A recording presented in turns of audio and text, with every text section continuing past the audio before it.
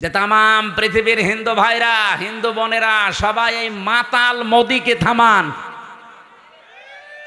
একটা মাতাল এই শয়তানের মনোবাসনা পূর্ণ করতে গিয়ে যা আরম্ভ করেছে, এ পৃথিবী কয়েকদিন পরে বসবাসের অযোগ্য হয়ে যাবে, কারণ ঘরে ঘরে তখন মারামারি শুরু হবে। তো তাই উগ্রপন্থী, সন্ত্রাসী, জঙ্গি এই যে যারা আছে এদেরকে থামানো দরকার এখনই, নাই তো এ বাতাস বাংলাদেশে আসলো বলে তখন আমরা নিজেরা কামড়া কামড়ি করে মরা লাগবে।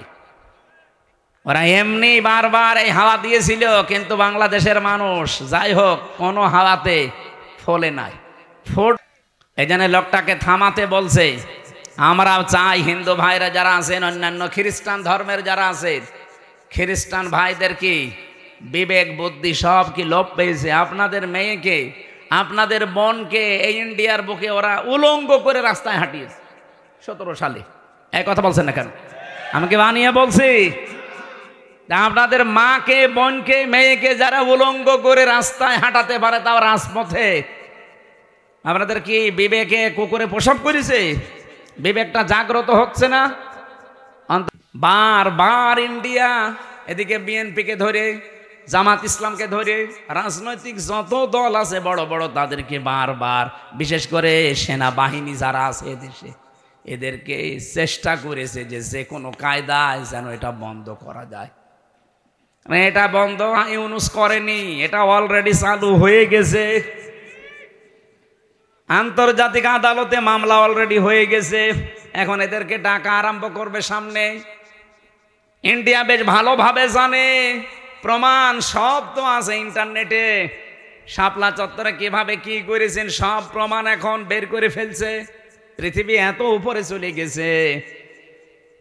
এখন যদি সত্যিই মোদির বিরুদ্ধে এই মামলা হয়ে রায় হয়ে যায় হেগে, আন্তর্জাতিক আদালতে এই হেগে যদি সত্যি রায় হয়ে যায়, আপনি বিশ্বাস করেন সামনে ইন্ডিয়ার সাথে বড় বড় চুক্তি বিশ্বের যেগুলো আছে সব তারা মানব অধিকারের দোহাই দিয়ে বন্ধ করে দেবে। ওদের সাথে ব্যবসার চুক্তি বন্ধ, ওদের দেশের লোক আরো বাইরে যারা আছে ওদের সব পাঠিয়ে দেবে। সে তো ধুতি পরে আছে, ধুতি খুলে বাকি যা আছে ওইটা বেরিয়ে যাবে। ও কি পাগল হয়েছে এমনি? এই কারণে হঠাৎ করে এখন মুসলমানদের উপর অত্যাচার আরম্ভ করেছে, যেন বিশ্বের দৃষ্টি এখন অন্যদিকে যায়। আরে বিশ্বের মানুষ আপনাদের মতো গরুর মুত খায় না। আমরা জাতে মাতাল হলেও তালে ঠিক আছি। এই জন্য অনেকে এখন মুখ ফিরিয়ে নিচ্ছে। কাউকে যখন রাজি করতে পারে নাই, বহুবার চেষ্টা চালিয়েছিল। আপনি দেখেননি, বারবার জামাত ইসলাম বলেন, বিএনপি বলেন, রাজনৈতিক দল বলেন, ধর্মীয় যারা আছে তারা বলেন, বারবার আমরা চাচ্ছিলাম তাড়াতাড়ি নির্বাচন দিয়ে দেন। দিয়ে দিলে কি হবে? ইউনুস চলে যাবে, ওরা আবার কনভেনশন করে সব ঠিক করে ফেলবে। আর ও চাচ্ছিল যদি এভাবে অন্তত 2 বছর কেটে যায়, তাহলে দেশ কন্ট্রোলের বাইরে চলে যাবে। অলরেডি এখন সামরিক একটা ঘাঁটি তৈরি হচ্ছে। আপনি দেখেছেন এই কয়েকদিনের ভেতরে মোদির মুখ শোকাতে শোকাতে এখন মনে হচ্ছে বান্দরের পেছন হয়ে গেছে। সামনে আরো কয়েকটা গেম আসতেছে। ইউনুস ভালো কি খারাপ এটা আমি জানি না, কে ওনাকে চালাচ্ছে এটা আমার দেখার দরকার নেই, কিন্তু আমরা ইন্ডিয়ার এই বলয় থেকে বের হতে চাই। কারণ এই শয়তানরা 54 বছরে উপকার করেছে যা, যদি 10 টাকার উপকার করে 90 টাকার ক্ষতি করিস। আর সবচাইতে বড় ক্ষতি হচ্ছে আল্লাহর ঘরগুলো তার ভাঙছে। এর চাইতে আর কি ক্ষতি হতে পারে মুসলমানের? আমার ঘর ভেঙে দিলে আমার এত কষ্ট লাগতো না। এই কথা বলছে না কেন? 1500 বছর আগে একবার আল্লাহর একটা ঘর ভাঙতে এসেছিল। কে?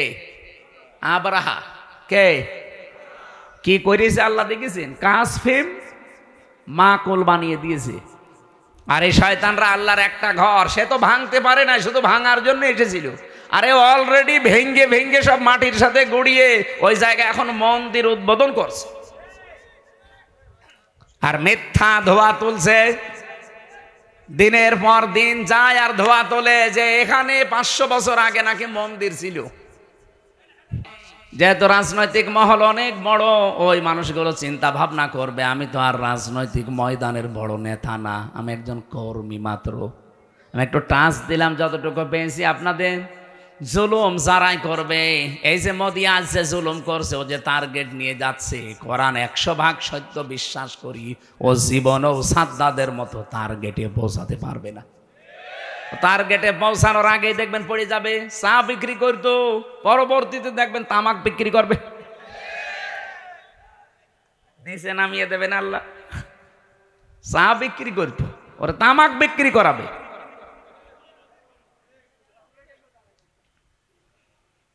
অলরেডি ডাঙ্গা বাঁধিয়ে দিয়েছে ভারতে। গত পরশু দিনও দেখলাম 2 জন মুসলমান দাড়িওয়ালা ধরে সরাসরি জবাই করছে। এখন ওর হাতে আর দুনিয়ার কিচ্ছু নেই, শুধু এইটাই আছে পুঁজি যে মুসলমানদের বিরুদ্ধে হিন্দুদের উস্কিয়ে দিয়ে এদের দাঙ্গা তৈরি করে একটা ফায়দা লড়বে, ঘোলা পানিতে মাছ শিকার। এই জন্য গোবিন্দ পরামানিক কিন্তু বুঝে ফেলেছে, বাংলাদেশের পুরা বাংলাদেশ মিলে হিন্দু মহাজোট আছে, তার মহাসচিব গোবিন্দ চন্দ্র পরামানিক গত পরশু দিনও জানিয়েছে না। এই এখন প্রমাণ আস্তে আস্তে বের হচ্ছে। অলরেডি আন্তর্জাতিক আদালতে হেগে ওদের বিরুদ্ধে 2 জনের বিরুদ্ধে মামলা হচ্ছে, হাসিনা আর মোদি। এই 2 জনকে যদি সত্যি ওখানে নিয়ে যাবজ্জীবন জেল অথবা ফাঁসির রায় দিয়ে দেয়, শেষে ইন্ডিয়ার সাথে বিশ্বের বহু দেশের সম্পর্ক মানবাধিকার নষ্ট করার জন্য খারাপ হয়ে যাবে। আমি একটাও বানিয়ে বলছি না, সব আমার এখানে রেকর্ড আছে। কি অপমান আজ তামাম দুনিয়া, কেউ হাসিনাকে নিতে রাজি না। শুধুমাত্র ভারত তাও বিভিন্ন কায়দা কৌশলে রেখেছে। আমি আজকে 7-8টা বিষয় পেয়েছি কেন ওকে রেখেছে। এই যে বিডিআর হত্যা, 57 জন অফিসার হত্যা, বিশেষ করে শাপলা চত্বরে আলেমদের হত্যা, এই 2টা হত্যার পেছনে সরাসরি জড়িত আছে ইন্ডিয়া নিজে। এই এখন প্রমাণ আস্তে আস্তে বের হচ্ছে। অলরেডি আন্তর্জাতিক আদালতে হেগে ওদের বিরুদ্ধে 2 জনের বিরুদ্ধে মামলা হচ্ছে, হাসিনা আর মোদি। এই 2 জনকে যদি সত্যি ওখানে নিয়ে যাবজ্জীবন জেল অথবা ফাঁসির রায় দিয়ে দেয়, শেষে ইন্ডিয়ার সাথে বিশ্বের বহু দেশের সম্পর্ক মানবাধিকার নষ্ট করার জন্য খারাপ হয়ে যাবে। আমি একটাও বানিয়ে বলছি না, সব আমার এখানে রেকর্ড আছে, আন্তর্জাতিক তথ্য সব।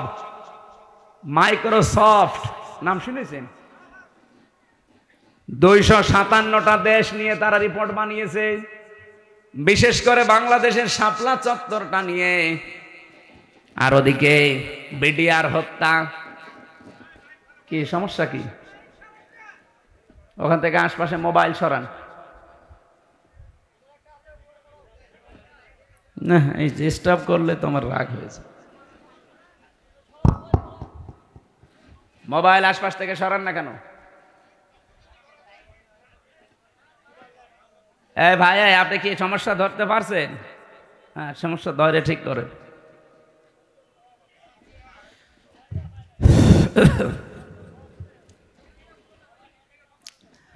আমার ভাইরা, যে কথা তুলেছিলাম এখান থেকে আমার নিজের কাছে এই কথা মনে হচ্ছে। আমি নিজে যেহেতু রিপোর্টগুলো গতকালকে পেয়েছি, আর আমি বলছি একটা আমার নিজের না, খ্রিস্টানদের বানানো রিপোর্ট।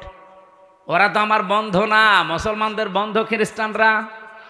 ওরা যখন এগুলো দিয়েছে আগস্টের 5 তারিখের পর থেকে আজকে মে মাসের 5 তারিখ চলছে, এই একাধারে এই 9 মাস। বলকে একবার একজন জিজ্ঞাসা করছে যে এত লাথি খাও কেন?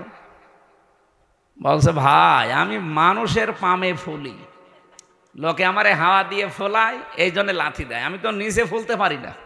আমি যদি নিজে ফুলতে পারতাম তাহলে আমাকে কেউ হাওয়া দিত না, আর আমাকে কেউ লাথি দিতেও পারতো না। মানুষ যেহেতু আমারে পাম দেয়, হাওয়া দেয়, আমি ফুলে উঠি, আবার লাথিও দেয়। তখন তো আমরা আর কোনো কারোর পামে হাওয়ায় ফুলতে রাজি না। সে আমেরিকা বলেন, ইন্ডিয়া বলেন, চীন বলেন, রাশিয়া বলেন, কারো হাওয়া পেয়ে ফুলতে পারবে? আমরা ফুলতে চাই আমাদের নিজেদের হাওয়ায়। এই কথা বলে না কেন? আমার কথার অর্থ বোঝেননি? আমরা ফুলতে চাই কার হাওয়ায়? নাটোর জেলার বাগাতিপাড়া থানার অন্তর্গত জয়ন্তীপুর দাখিল মাদ্রাসা, বাগাতিপাড়া নাটোরের উদ্যোগে তাফসিরুল কোরআন মাহফিল। এটা 51 বছর চলছে, আমার বাবার বয়স। মঞ্চে বসা ওলামা একরাম, সামনে বসা মুসলমান ভাইরা, পর্দার আড়ালের সম্মানিতা মা এবং বোনেরা, প্রশাসনের ভাইরা, বিশেষ করে আপনাদের বাগাতিপাড়া থানার অফিসার ইনচার্জ আজকে এখানে এসেছেন, কি যেন মোস্তাফিজুর রহমান। প্রশাসনের যে ভাইগুলো আজকে দায়িত্ব পালন করছেন, নিজেদের বাবা মা, আত্মীয় স্বজন, ভাই বোন, সন্তানাদি সব ছেড়ে দিয়ে বাংলার বিভিন্ন প্রান্তে তারা দায়িত্বে আছে। এই অফিসারের বাড়ি কোথায়? সে চাঁপাইনবাবগঞ্জের কানসার্ট এলাকায়। আরো যারা দায়িত্বে আছে তারা বিভিন্ন জেলার, এই জেলার একজনও তো এই জেলায় দায়িত্বে দেবে না সরকার। চিন্তা করেন, নিজেদের সব ছেড়ে বাংলার বিভিন্ন প্রান্তে এরা দায়িত্বে আছে জনগণের জান মাল ইজ্জত আবরু হেফাজতের জন্য। নবীজি জানিয়েছেন, দুইটা চোখ আল্লাহ জাহান্নামে দেবে না। তার এক নম্বরে এই প্রশাসনে যারা আছে, মানুষের সম্পদ আদি হেফাজতের জন্য যারা রাত জেগে থাকে। দুই নম্বর ওই মানুষগুলো যারা গনার কথা স্মরণ করে রাতের বেলা কাঁদে। এখানে আমরা দুই প্রকার মানুষই আছে, ওনারা আছে রাতের বেলা গনার কথা স্মরণ করে কাঁদা মানুষও আছে, আছে না? সুতরাং এই দুই প্রকার মানুষের ওসিলায় আজকের অনুষ্ঠান যেন আল্লাহ কবুল করেন। যদিও এই সম্মানিত বাহিনী, আমি প্রশাসনে যারা চাকরি করেন এটা শুধুমাত্র চাকরি মনে করি না, এটা একটা এবাদত, এটা বিশাল এবাদত। কিন্তু জালেমরা এই এবাদতটাকে কলঙ্কিত করে ফেলেছিল, বিশেষ করে 15.5 বছরে। ওরা দলীয় কর্মী হিসাবে প্রশাসনকে ব্যবহার করে এমন নিচে নামিয়েছে। এই যে নাটোরের সাবেক এসপি মারুফ সাহেব, কি যেন নাম, মারুফ না, কিছুদিন আগে এখান থেকে দিনাজপুরে গেছে। আমি ওনার সাথে সাক্ষাতে ছিলাম, কিছুদিন আগে এসেছিলাম এখানে, উনি যখন এসপি ছিলেন নাটোরে। উনি আমারে বলছিলেন, আবু সাইদ যেভাবে বুক পেতে দিয়েছে, এই জায়গায় প্রশাসন গুলি না করলেও পারত। ওকে বুক পেতে দিয়েছে, সে গুলি করেন এই বই মনে করি। ও বিশ্বাস নিয়েছিল যে অন্তত প্রশাসন আমাকে গুলি করবে না। তো যারা গুলি করেছিল এরা তো আর প্রশাসন ছিল না, ছিল না, এরা সব দলীয় বাহিনী হিসাবে ব্যবহার হচ্ছিল। এই একটা জালেমা মহিলাকে টিকিয়ে রাখার জন্যে এদের পোশাকটা পর্যন্ত এখন জাতির কাছে কলঙ্কিত। কি হয়েছে? শয়তানগুলো তো সব পালিয়েছে, মাঝখান থেকে এই সাধারণ যারা সিপাহী আছে এরা বিপদে পড়ে গেছে। আমার বাড়ির নিচতলায় কুষ্টিয়াতে ভাড়া ছিল 2 জন এসআই। ওরা গুলি করেছে কি আমি জানি না, কিন্তু এই যে 9 মাস হয়ে গেল, এ ফেরেশতারা যে কনে আছে আমিও জানি না, আল্লাহ জানে কিনা। বলেন, আমি এই যে ঘরে তালা লাগানো, ভাড়া যে দেব এই 9 মাস, তাদের মোবাইলও তো বন্ধ, খুঁজেও পাই না। অথচ তাদের বাড়ি হয়তো কোনো দূর জেলায়। এখন সে কি যাবে, সে দূর জেলায়, সে দিনাজপুরে বাড়ি, কোথায় কার পঞ্চগড়ে বাড়ি, এত দূর থেকে তার বাড়ি আমি চিনি, তার কাছে চাবি নিয়ে আসতে যেতেই তো আমার আরো 2000 টাকা খরচ হবে। এই একটা ঝামেলায় আছে। ম্যাডাম রে বললাম যে ও বাড়িওয়ালার স্ত্রীকে কল দেন, ওর বউ আল্লাহ রাস্তায় গেছে। কি একটা বিপদে ফেলে দিল তাদেরকে। আজকে যারা প্রশাসনের দায়িত্ব নিয়ে মাহফিল শৃঙ্খলার দায়িত্বে যারা আছেন, আল্লাহ রাব্বুল আলামিন তাদের ইজ্জত আবরু সেভাবে তারা হেফাজত করো জনগণের, তাদেরকে যেন আল্লাহ সর্বোচ্চ হেফাজতে রাখেন। দল মত জাতি বর্ণ ধর্ম নির্বিশেষে আজকের এই অনুষ্ঠান, এটা কি দলীয় অনুষ্ঠান নাকি? না, কোরআনের অনুষ্ঠান। হাযা বায়ানুল লিন্নাস হুদাল লিন্নাস। মানুষ পদবাচ্য যারা আমরা বিবেচিত, তাদের জন্য আল্লাহ কোরআন দিয়েছেন। আর আমরা এসেছি আল্লাহর বান্দা মানুষ হয়ে। এখানে মুসলমান থাকতে পারেন, অন্য ধর্মের লোকও থাকতে পারেন, কোনো অসুবিধা নেই। কোরআন যেহেতু সবার জন্যে, আর আমি তো এখন দলীয় পরিচয় নিয়ে আপনার এখানে বসি নাই, আমি এখন কোরআনের আলেম। কোরআন যেহেতু সবার, আলেমও আমি এখন সবার। যদিও জায়গাটা মনে হচ্ছে ভেজা, না বৃষ্টি হয়েছে, কিছুক্ষণ থাকলে ঠান্ডা উঠবে, আমরা জানি। কষ্ট করছেন, কোনো এবাদতে কষ্ট বেশি হলে সওয়াব বেশি হয়। এজন্য আজকে একটু কষ্ট করা যাবে না, ঘন্টাখানিক। দল মত জাতি বর্ণ ধর্ম নির্বিশেষে যেহেতু এসেছি আমরা খুশি আজকে, বলেন আলহামদুলিল্লাহ। পৃথিবীতে আমরা এই যে আসার সময় আজকে পড়ছিলাম, চারটা জিনিসকে আল্লাহ নিজে রহমত বলে ঘোষণা দিয়েছেন। তার এক নম্বরে বৃষ্টি। এই যে বৃষ্টি হয়েছে, বৃষ্টির যদি না হতো মানুষ অনেকে এই নামাজ আদায় করে, ইস্তেসকার নামাজ, বৃষ্টির জন্য নামাজ পর্যন্ত মানুষ আদায় করে যে আমাদের বৃষ্টি দিন। শুধু আমরা না, পৃথিবীর অন্যান্য জাতি যারা আছে, বিশেষ করে সৃষ্টি জগতে, তারা কত কষ্টে আছে বৃষ্টি না হলে। এই জন্য বৃষ্টি এটা আল্লাহর রহমত। আল্লাহ রাব্বুল আলামিন এই নোনা পানিগুলোকে সাগর থেকে বাষ্পীয় আকারে তুলে নিয়ে যান, ওখান থেকে আল্লাহ নিজে ফোঁটা ফোঁটা এগুলো নাজিল করেন। আসসামাই যাতির রাজিই ওয়াল আরদি যাতিস সাদিই ইন্নাহু লাকাউলুন ফাসলুহু ওয়া মা হুয়া বিল হাযল। আল্লাহ পাক বলেন ওই আকাশের কসম যে পানি ধারণ করে আছে, এত লক্ষ লক্ষ গ্যালন গ্যালন পানি আকাশ ধারণ করে আছে, যদি ছেড়ে দিত একবার তামাম দুনিয়া সাগর হয়ে যেত। আল আরদি যাতিস সাদিই, জমিনের কসম যে জমিন এই পানিকে বৃষ্টিকে শোষণ করে নেয়। আকাশ যদি বলতো না আমি এ বৃষ্টি আমার বুকে রাখবো না, জমিন যদি বলতো আমার পেটে আমি এই পানি নিতে পারবো না, তামাম দুনিয়ায় আমরা বাস করতে পারতাম। আল্লাহর তো কিচ্ছু লাগতো না, শুধুমাত্র বৃষ্টি দিয়ে আমাদের শেষ করে দিত। এই জন্য আল্লাহর সাথে পাল্লা দিয়েছে, পারা যায় না। এখন ইসরায়েল টের পাচ্ছে। 108টা না 12টা মেশিন লাগিয়েছে সর্বোচ্চ প্রযুক্তির। শুধু পানি না, এ দাবানল বন্ধ করার জন্য তারা অলরেডি ঔষধ স্প্রে, তাও পৃথিবীর সবচাইতে দামি স্প্রে যেটা, এটা ছিটাচ্ছে। কিন্তু এই আগুন তো আর হামসা লাগায়নি, আগুন লাগিয়েছে কে? যত পানি দেয়, ঔষধ দেয়, আগুন তত বাড়তেছে। ওদের আজ বিশ্ব রোড পর্যন্ত বন্ধ হয়ে গেছে। এটা আজকে 12:30টার খবর। ওদের বিশ্ব রোড এখন বন্ধ করে দিয়েছে। মেন রাস্তা, ন্যাশনাল হাইওয়ে যেটা, এটা অলরেডি বন্ধ। জেরুজালেমে যাওয়ার পথ আল্লাহ বন্ধ করে দিয়েছে। কত শিশুর কন্দন আমি শুনেছি।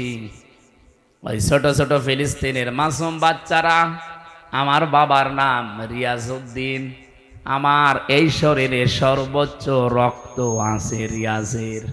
কার? বলেন বলেন। ফিলিস্তিনের ওই বাচ্চাদের শরীরে রিয়াজের রক্ত না, এ চৌধুরীর রক্ত না, ওই বাচ্চাদের শরীরে হযরতে দাউদ আলাইহিস সালাম, হযরতে সুলাইমান নবীর রক্ত প্রবাহমান।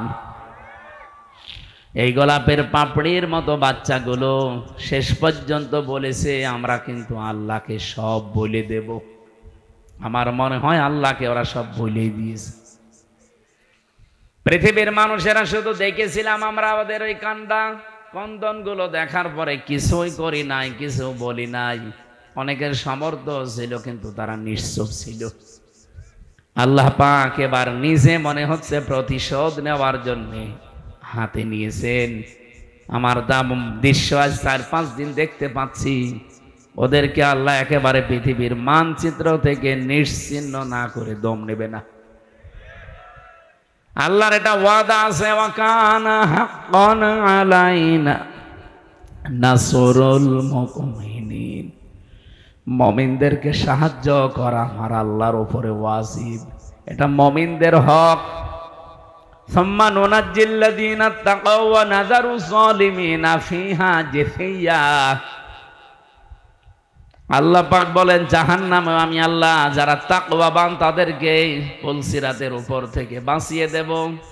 আর যে মানুষগুলো পাপিষ্ঠ গুনাহগার, ওয়াইম মিনকুম ইল্লা ওয়ারিদুহা কানা আলা রাব্বিকা হাতমাম মাকদিয়া। জাহান্নামের উপর দিয়ে পুলসিরাত তৈরি করা। মানুষ যখন মিজানের এই পাল্লা যেটা বলা হয়, এখান থেকে আপনার আমলটা আল্লাহ মাপবেন গুরুত্বের ভিত্তিতে। মাপ দেওয়ার পরে যখন বলবে পার হয়ে চলে যা, জান্নাতে যাবার আগেই এই পুলসিরাত 30,000 বছরের মতো একটা রাস্তা। তাও পদ্মা সেতুর মতো, যমুনা সেতুর মতো এত বড় বিশাল এলাকা না, চুলের মতো চিকন করে আল্লাহ বানিয়েছেন। আবার ধার হীরার মতো, পাপিষ্ট মানুষগুলো কেটে কেটে পড়ে যাবে, আর যারা মমিন তাদের জন্য এটা হক, তাদের অধিকার আমার আল্লাহর উপরে, এইটা যে আল্লাহ তাদের বাঁচিয়ে দেবে। এই জন্য তাকওয়া শব্দের পরে আপনি দেখবেন সম্মানুনাজ্জিল্লাযীনা তাকাও ওয়া নাযারুজ যালিমিনা ফিহা জিসিয়া। কোরআনে কারিমে আল্লাহ আয়াত দিয়ে জানাতে চাই, মুমিন যারা এই মানুষগুলোকে সাহায্য করা আমি আল্লাহর জন্য যেমন হক, আমার মুমিন বান্দাদেরও আমি আল্লাহর প্রতি একটা হক আছে। হাক্কান আলাইনা নুনজিল মুমিনিন। হাক্কান দিয়েছেন আল্লাহ, এখানে আলেম আছে কিনা জানি না, আপনি শব্দটা কিন্তু এখানে পুরোপুরি মাসদার আল্লাহ দিয়ে দিয়েছেন। হাক্কান আলাইনা, আমি আল্লাহর উপরে হক, এমনকি মুমিন বান্দাদেরও আমি আল্লাহর উপরে হক। শব্দ দুইটা বললাম না, আল্লাহ বলেন আমার উপরে হক হয়ে যায়, এবং মুমিন বান্দাদেরও আমি আল্লাহর উপরে হক। আমার উপরে যেমন হক সত্য, আমি আল্লাহর অধিকার যেমন আমার মুমিন বান্দাদেরকে আমি বাঁচাবো, আমার মুমিন বান্দাদের অধিকার আমার উপরে যে আমি আল্লাহ তাদের বাঁচাবো। আল্লাহ যেহেতু এটা হাতে নিয়েছে, আমার যতটুকু কোরআনের উপরে বিশ্বাস, সামনে দেখবেন ইসরায়েল নামে এই অভিশপ্ত রাষ্ট্রটা পৃথিবীর মানচিত্রে আর নেই। আর কয়েকদিন যাক ওদের দাবানল কন্ট্রোল করার কোনো কিছু আর হাতে নেই। যেভাবে আগুন আসতেছে আপনি দেখেছেন ভিডিওগুলো, পাগল হয়ে যাবেন। অথচ এত উন্নত মেশিন প্রযুক্তি পৃথিবীতে আর কারো কাছে নেই। 108টা 112টা সবগুলো একসাথে চালাচ্ছে, বিমান পর্যন্ত পুড়িয়ে ছারখার হয়ে যাচ্ছে। আপনি আগুন জ্বেলে ভাবেন পানি দিয়ে, ঔষধ ছিটাবেন, স্প্রে দেবেন, দেবেন কি দিয়ে? বিমান দিয়ে, হেলিকপ্টার দিয়ে, ওইটাই পুড়ে ছারখার হয়ে যাচ্ছে। সূরা আম্বিয়ার তাফসীর পড়তে গিয়ে পেয়েছিলাম, হযরত ইব্রাহিম নবীকে আল্লাহ যখন সাহায্য করার জন্য ফেরেশতা পাঠিয়েছিলেন, ওই সময় তিনি আল্লাহর প্রতি এমন ঈমান দেখিয়েছেন, আল্লাহ পাক বলেন ইব্রাহিম আলাইহিস সালামের জন্য আমি আল্লাহ আগুনকে কুলনা ইয়া নাহারু কুনি বারদাও ওয়া সালামান আলা ইব্রাহিম। কুলনা আমি নিজে বলেছি, এখানে অন্য কাউকে আমি বলতে বলিনি। ইব্রাহিমের ঈমান দেখার পরে আমি আল্লাহ এত বেশি খুশি হয়েছি যে ফেরেশতা জিবরাইলের সাহায্য সে নিতে রাজি না, মিকাইলের সাহায্য নিতে রাজি না। আমি আল্লাহ এত বেশি পছন্দ করলাম তার এই কথাটাকে, শেষ পর্যন্ত বলেছি ঠিক আছে কুলনা, আমি নিজে এখানে কর্তা হয়ে গেছি, আমি নিজে কাজ করছি, নিজে আমি ফাইল। ইয়া নারু, হে আগুন, কোনি হয়ে যাও বারদান, ঠান্ডা। আল্লাহ বারদান দেওয়ার পরে সালামান শব্দ মাঝখানে যদি না দিয়ে একবারে দিতেন আলা ইব্রাহিম, আমার ইব্রাহিমের প্রতি ঠান্ডা হয়ে যা। আল্লাহর হুকুম পাওয়ার সঙ্গে সঙ্গে আগুন এত বেশি ঠান্ডা হয়ে যেত, তখন আবার লেপ তোষক লাগতো গরম করার জন্য। আল্লাহ সালামান দিয়ে তামাম দুনিয়ার মানুষকে বোঝাতে চেয়েছেন, পৃথিবীতে আজও যদি ইব্রাহিম নবীর মতো ঈমান কোন জায়গায় আমি আল্লাহ দেখি, ওদের আগুনগুলো যেমন আমি সালামান বানাবো, ওদের বৃষ্টি ঠান্ডা যে প্রচন্ড বরফগুলো আমি আল্লাহ সালামান বানাবো। সালামান দিয়ে তাফসিরে ফি জিলালিল কোরআনে সাইয়্যিদ কুতুব লিখেছেন, এই শব্দটা যদি আল্লাহ না দিতেন ইব্রাহিম নবী কিন্তু আগুনের ভেতরে 40 দিন থাকতে পারতেন না। এত বেশি ঠান্ডা হয়ে যেত যে থাকার অযোগ্য হয়ে যেত জায়গাটা, উনি আবার বরফ হয়ে যেতেন। আল্লাহ বলেন যদি সালাম আর না দিতাম আগুনটা একটু গরম থাকতো, তখন আবার ফ্যান দেওয়া লাগতো জিবরাইল মিকাইলকে দিয়ে, যে ফ্যান নিয়ে যাও অথবা এসি সেট করো, পাখা নিয়ে যাও। না, এমন শব্দ আমি চয়ন করে লাগিয়ে দিয়েছি, সালামান মানে শান্তি, একেবারে গরমও না ঠান্ডাও না। এই জায়গাটা অন্তত আমি আল্লাহর নির্দেশ যতদিনের পরে না আসে ততদিন এটা নাতিশীতোষ্ণ হয়ে যাও। এয়ার কন্ডিশন যেটা বলা হয়, নয় ঠান্ডা নয় গরম, এরকম একটা পরিবেশ তৈরি হও। আগুন হুকুম মেনে তাই হয়েছিল 40 দিন। পরবর্তীতে হযরত ইব্রাহিমের নাতনি যারা, তারা জিজ্ঞাসা করতো, দাদা দুনিয়ার জীবনে আপনি সবচাইতে শান্তি পেয়েছেন কত? উনি বলেছিলেন, এই পৃথিবীতে যতদিন আমি হায়াত পেয়েছি সবচাইতে বেশি শান্তি সুখে আরামে ছিলাম ওই 40 দিন যখন আগুনে ছিলাম। তার মানে আগুনের ভেতরেও শান্তি দিতে পারে কে? সব কিছুর উপরে যেন ওনার ক্ষমতা চলছে। ইসরায়েলেদেরকে আমার মনে হচ্ছে আল্লাহ রাখবে না, কারণ এখন এরা আর পৃথিবীর কোনো মানুষের টার্গেট নেই, এরা সরাসরি টার্গেট হয়ে গেছে আমার আল্লাহর। এবার একটা পরিচিত আয়াত শোনাচ্ছে, ইন্নামাস সাবিলু আলাল্লাযীনা ইয়াযলিমুনান নাস ওয়া ইয়াবগুনা ফিল আরদি বিগাইরিল হক। এটা সূরা শুরার 42 নম্বর আয়াতে আছে, 25 নম্বর পারার 6 নম্বর পৃষ্ঠার 13 নম্বর লাইনে পাবেন। আল্লাহ পাক বলেন, আমি আল্লাহ নিজে মামলা দেব, কেস দেব, অভিযোগ দায়ের করব তাদের বিরুদ্ধে, দুনিয়ায় যারা মানুষ হয়ে মানুষের ওপরে জুলুম করে, অত্যাচার করে। নাটোরবাসী একটু খেয়াল করেন আল্লাহর বক্তব্যের দিকে। আল্লাহ কিন্তু ইয়াজলিমুনাল মুসলিমুনা দেননি, যে যারা মুসলমানদের ওপর অত্যাচার করে তারা আমি আল্লাহর টার্গেট, তাদের বিরুদ্ধে মামলা না। ইয়াজলিমুনা নাস, ইয়াজলিমুনা এটা মুজারে, বর্তমান ভবিষ্যৎ, প্রেজেন্ট ফিউচার। নাস মানে মানুষ, নাসের আগে আল্লাহ আলিফ লাম দিয়েছেন। আল্লাহ পাক জানাতে চেয়েছেন এই পৃথিবীতে একটা মানুষের উপরও যদি কেউ জুলুম করে, অত্যাচার করে, তার অধিকার নষ্ট করে, আমি আল্লাহ নিজে তার বিরুদ্ধে মামলা দায়ের করব। পুলিশ এসেছে, আপনি যদি আজকে পুলিশের কাজে বাধা দেন, কালকে মামলা হবে, পুলিশ বাদী কেস হবে। কি কথা বলছেন এখানে? আপনি জিজ্ঞাসা করেন ওনাদের কাজে বাধা দেবেন, কালকে আপনি মামলার আসামি হয়ে যাবেন, পুলিশ বাদী মামলা হবে। আপনি এখন আল্লাহর কাজে সরাসরি বাধা দিচ্ছেন।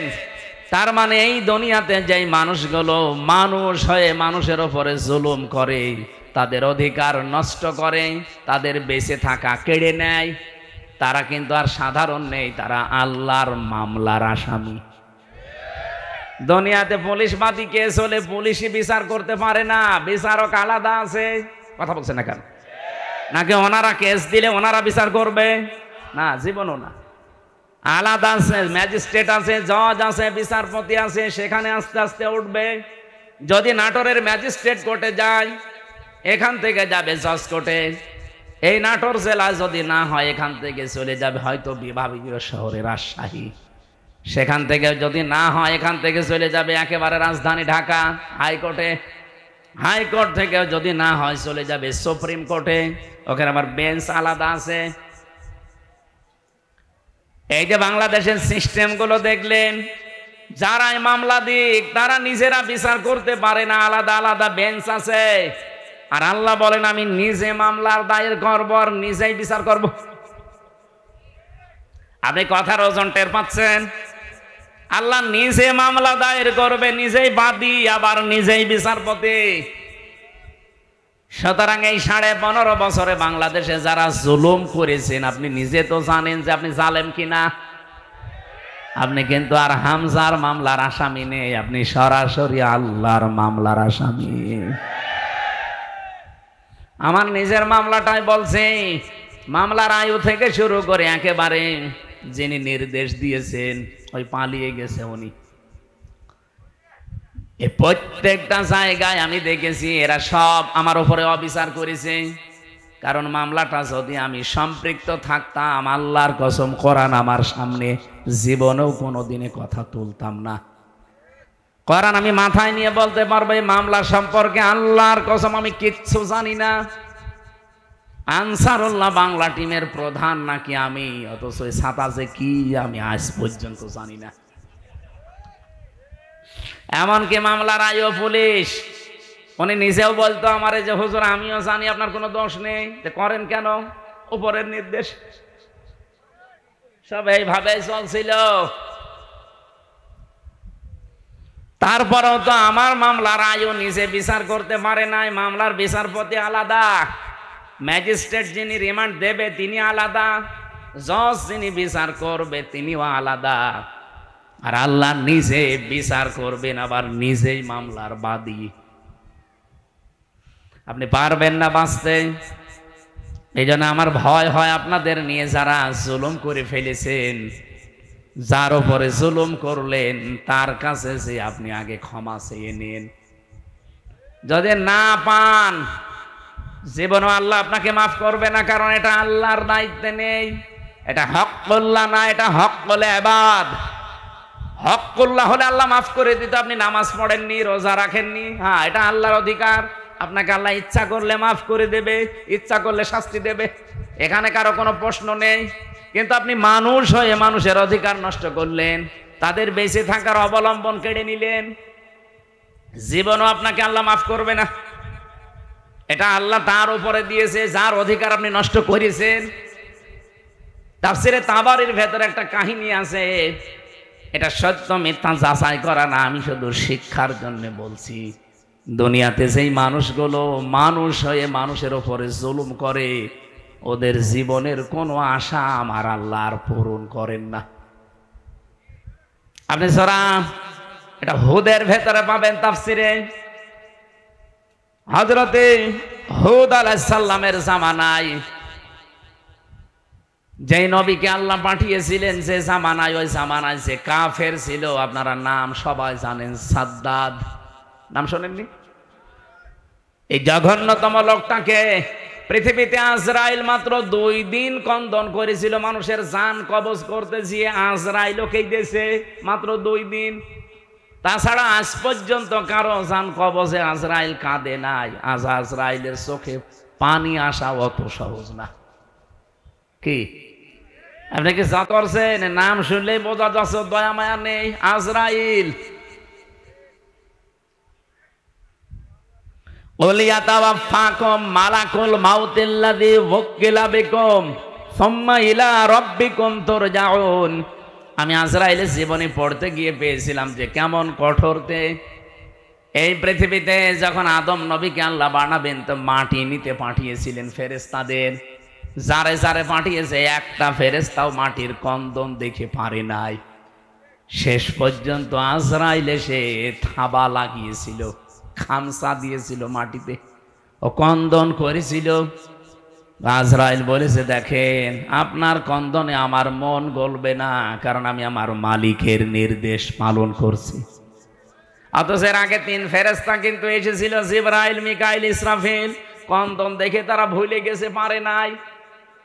হযরতে আজরাইল যখন 1 খামসা দিয়েছেন, তাফসিরে পড়েছি তার এই 1 খামসার ভেতরে মাটি ছিল 40 মণ। ওইটা দিয়ে আমাদের আদম নবীকে আল্লাহ বানিয়েছিলেন, আদি পিতাকে। 60 হাত লম্বা, 36 হাত মোটা। আমার মনে হয় এরকম মানুষ যদি এখানে আসে, আমরা অনেক অজ্ঞান হয়ে যাব। আপনি চিন্তা করতে পারেন, 60 হাত লম্বা, এদিকে মোটা হচ্ছে 36 হাত। এইরকম কঠিন এবং কঠোর হৃদয়ের একজন ফেরেশতা। তিনি বলেন, আমি জীবনে 2 দিন কন্দন করেছিলাম মানুষের জান কবজ করতে গিয়ে, তাছাড়া আমার কোনোদিন চোখে পানি আসে নাই। একদিনে আজরাইল, এই সাদ্দাত যেদিন জন্ম নেয় ওই দিন, আর এই আর একদিন যেদিন ও মারা যায় ওই দিন। ও জন্ম হয়েছিল নদীর ভেতরে, সাগরে জাহাজ ডুবে গেলে ওর মা একটা কাঠের উপরে তক্তার উপরে ভাসছিল। ওই সময় ওর জন্ম হয়। কাঠটা বুকের উপরে রেখে দিয়ে সন্তানটা কাঁধের উপরে রেখে এভাবে কষ্ট করে করে চলছিল। হঠাৎ আল্লাহ বললেন, আজরাইল এই মহিলার জান কবজ করে নিয়ে আস। আজরাইল এসেছিল, দৃশ্য দেখে বলছে, আল্লাহ এ অথই সাগরে এই ছেলেটা তোমারে যা বলেছি কাজ করে আসো, কিছু দেখা লাগবে না। ও কিন্তু জান কবজ করার পরে মেয়েটা পানির নিচে তলিয়ে গেছে, আর এই বাচ্চাটা সাগরে ভাসছিল এই কাঠের ওপরে। ভাসতে ভাসতে এক কিনারায় পৌঁছিয়ে দিয়েছে ঢেউ তাকে। বাঘে নিয়ে তারে মানুষ করে বাঘের দুধ খেয়ে লোকটা বড় হয়েছে। বলেন তো কোথা থেকে কোথায় নিয়ে এসেছে আল্লাহ তাকে? এই লোকটা যেদিন হুদ নবীর কাছে নিজের পরিচয় দিয়ে যে জান্নাত জাহান্নামের কথা তুমি শোনালে, তোমার ওই জান্নাত আমার লাগবে না, আমি নিজে জান্নাত বানাবো। 20 বছর সময় নিয়ে 22,000 শ্রমিক কাজে লাগিয়ে ওর আয়ত্তে ওর রাজ্যে যত সোনা রূপা ছিল সবগুলোকে একত্রিত করে ইট বানিয়েছে সোনা রূপা এগুলো দিয়ে দিয়ে। জান্নাতের ভেতরে ছোট ছোট খোপড়ি ঘর বানিয়েছে। হোর আর গেলমানের নাম শুনেছিল। এই জন্য এলাকায় যারা যুবক যুবতী আছে 16 থেকে 30 বছর এই বয়সের উঠতি বয়সের যুবক যুবতীদেরকে নিয়ে ওই ঘরের ভেতরে ও বলেছে এটা হোর আর গেলমান। জান্নাত আজকে উদ্বোধন করবে। আমি ঘটনা বলার জন্য এখানে একটা শিক্ষা আছে, ভালো করে শুনবেন, কারণ আমাদের জন্য সামনে এটা হাসতে পারে। জান্নাতে যখন মেন গেটে যাবে আজকে উদ্বোধন করার জন্য, একটা পিপিলিকা যাবার মতো কোনো রাস্তা নেই, এত কড়া পাহারা চলছে। হঠাৎ করে দেখে জান্নাতের মেন গেটে একজন ফকির বেশে লোক বসা। তো দেখেই রেগে গেছে, এখানে ঢুকলে কি করে? ফকির বেশে লোকটা বলছে, বাদশাহ একটু মাথা নিচ করেন ঘোড়ার পিঠ থেকে, আমি একটা কথা আপনাকে শোনাবো। বলে এখন না, পরে তোমার কথা শোনা যাবে, আমি আগে জান্নাত উদ্বোধন করে নেই। হযরতে আজরাইল ছিল ফেরেশতা। অনেক ডাক দিয়ে বলছে, দেখেন আমি একবার যার কাছে আসি জীবনে ডবল আমার আর আশা লাগে না। আমি ফকির বেশে এসেছি, মনে হচ্ছে ফকির, আমি কিন্তু দুনিয়ার সাধারণ ফকির না, আমি আজরাইল। এই জানটা কবজ করবে। আল্লাহ রাব্বুল আলামিন নির্দেশ দিয়েছেন, ইযা জাজালুহুম লা ইয়াস্তাখিরুনা সাআতাও ওয়া লা ইয়াস্তাকদিমুন। যখন যার কাছে আজল চলে আসে মানে মরণ, ওকে আমি 1 সেকেন্ড আগেও দেই না পরেও দেই না, নির্ধারিত সময় তুলে নেই। এই লোকটা জোর করে বলেছিল, ফেরেশতা একটু সময় দাও, আমি শুধু বানানো জান্নাতে এক নজর দেখেই চলে আসবো, তখন আমার জান নিয়ে নিও, আমার কোনো আফসোস নেই। ফেরেশতা বলেছে, না, জান্নাতের চৌকাঠ পর্যন্ত স্পর্শ করার কোনো অনুমতি আমার কাছে নেই। ঘোড়ার পিঠ থেকে লোকটা তারপরও জোর করে নামতে গিয়েছে, ওখান থেকে জান কবজ করেছে ঘোড়ার পিঠ থেকে। তাফসিরে তাবারিতে দেখেছি জান্নাতের চৌকাঠি স্পর্শ করার আগে ও মাটিতে ধ্রাস করে পড়ে গেছে। এখানে আমার কয়েকটা শিক্ষা পেলাম, আপনারা হয়তো টের পাচ্ছেন না, তাই আমি কিন্তু টের পেয়েছি। এখানে শিক্ষাগুলো কি? তাফসিরে তাবারি ও নাটর বাসে আজরাইল বলেন, এই দিন ও যখন আমার কাছে অনুমতি চাইছিল যে 20 বছর একাধারে 22,000 শ্রমিক কাজ করে, আমি বিশাল আকাঙ্ক্ষা নিয়ে আসি যে একটু প্রবেশ করে চলে আসব, আল্লাহর নির্দেশ ছিল না। আমি এই দিন ওর জান কবজ করতে গিয়ে কেঁদে ফেলেছিলাম। তাহলে আজরাইল কেঁদেছে একটা লোকের জন্য জীবনে 2 বার, একবার ওর মায়ের জান কবজ করার সময়, একবার ওর জান। মুফাসসির বলেন, কেন আল্লাহ তাকে চৌকাঠ পর্যন্ত স্পর্শ করতে দেয় না জানো? যখন হুদ নবীর কাছ থেকে জান্নাতের বর্ণনাগুলো শুনি জান্নাত বানাচ্ছিল, নবীকে বলছে কিভাবে আল্লাহ জান্নাত বানিয়েছে, তোমার তো ওই সহিফার ভেতরে আছে, ওই সহিফা থেকে বলো দেখি। আমাদের নবীকে আল্লাহ বড় কিতাব দিয়েছিলেন, অন্যান্য নবীদেরকে আল্লাহ ছোট ছোট কিতাব দিয়েছিলেন, ওইটার নাম কি? সহিফা। ওখানে জান্নাত জাহান্নামের বর্ণনা ছিল, কিছু উপদেশ ছিল। ওখান থেকে বর্ণনা শুনে শুনে যে জান্নাত এইভাবে এইভাবে আল্লাহ বানাবে, ও ঠিক ওই কায়দায় বানিয়েছে। যেহেতু স্বর্ণ রাখবে, রূপা লাগবে, স্বর্ণ এত পাওয়া যাবে কোথায়? যেখানে যা পাওয়া যায় নিয়ে আয়। ওই দেশে একটা বিধবা মেয়ে লোক, মা বাবা নেই, কিছুদিন আগে বিয়ে হয়ে স্বামীটা গেছে মারা। ওর পাইক পিয়াদা যারা আছে ওরা যে মেয়েটাকে বলছে ওইটা দিয়ে দাও, বাদশার স্বপ্ন পূরণে জান্নাতে কাজে লাগবে। মেয়েটা ওই দিন মাথায় গড়াগড়ি দিয়ে, মাটিতে গড়াগড়ি দিয়ে বলেছিল এটা নেবেন না, এটা আমার জীবনের শেষ সম্বল, আমার মা বাবা নেই, আমার স্বামীটাও নেই। জোর করে বাদশার এই স্বপ্ন পূরণের জন্য নিয়েছে। ওদিন মেয়েটা মাটিতে গড়াগড়ি দিয়ে এমন কন্দন করে বরদোয়া দিয়েছিল যে রব্বুল আলামিন আমার জীবনের শেষ সম্বলটুকু যে কেড়ে নিল, তাকে তুমি তার বানানো জান্নাত উদ্বোধন করা বসবাস করতে দিও না। আমি হাদিসে পড়েছি ইত্তাকি দাওয়াতাল মাজলুম ফাইন্নাহা লাইসা বাইনাহু ওয়া বাইনাল্লাহি হিজাব, মুসলিম শরীফের হাদিস।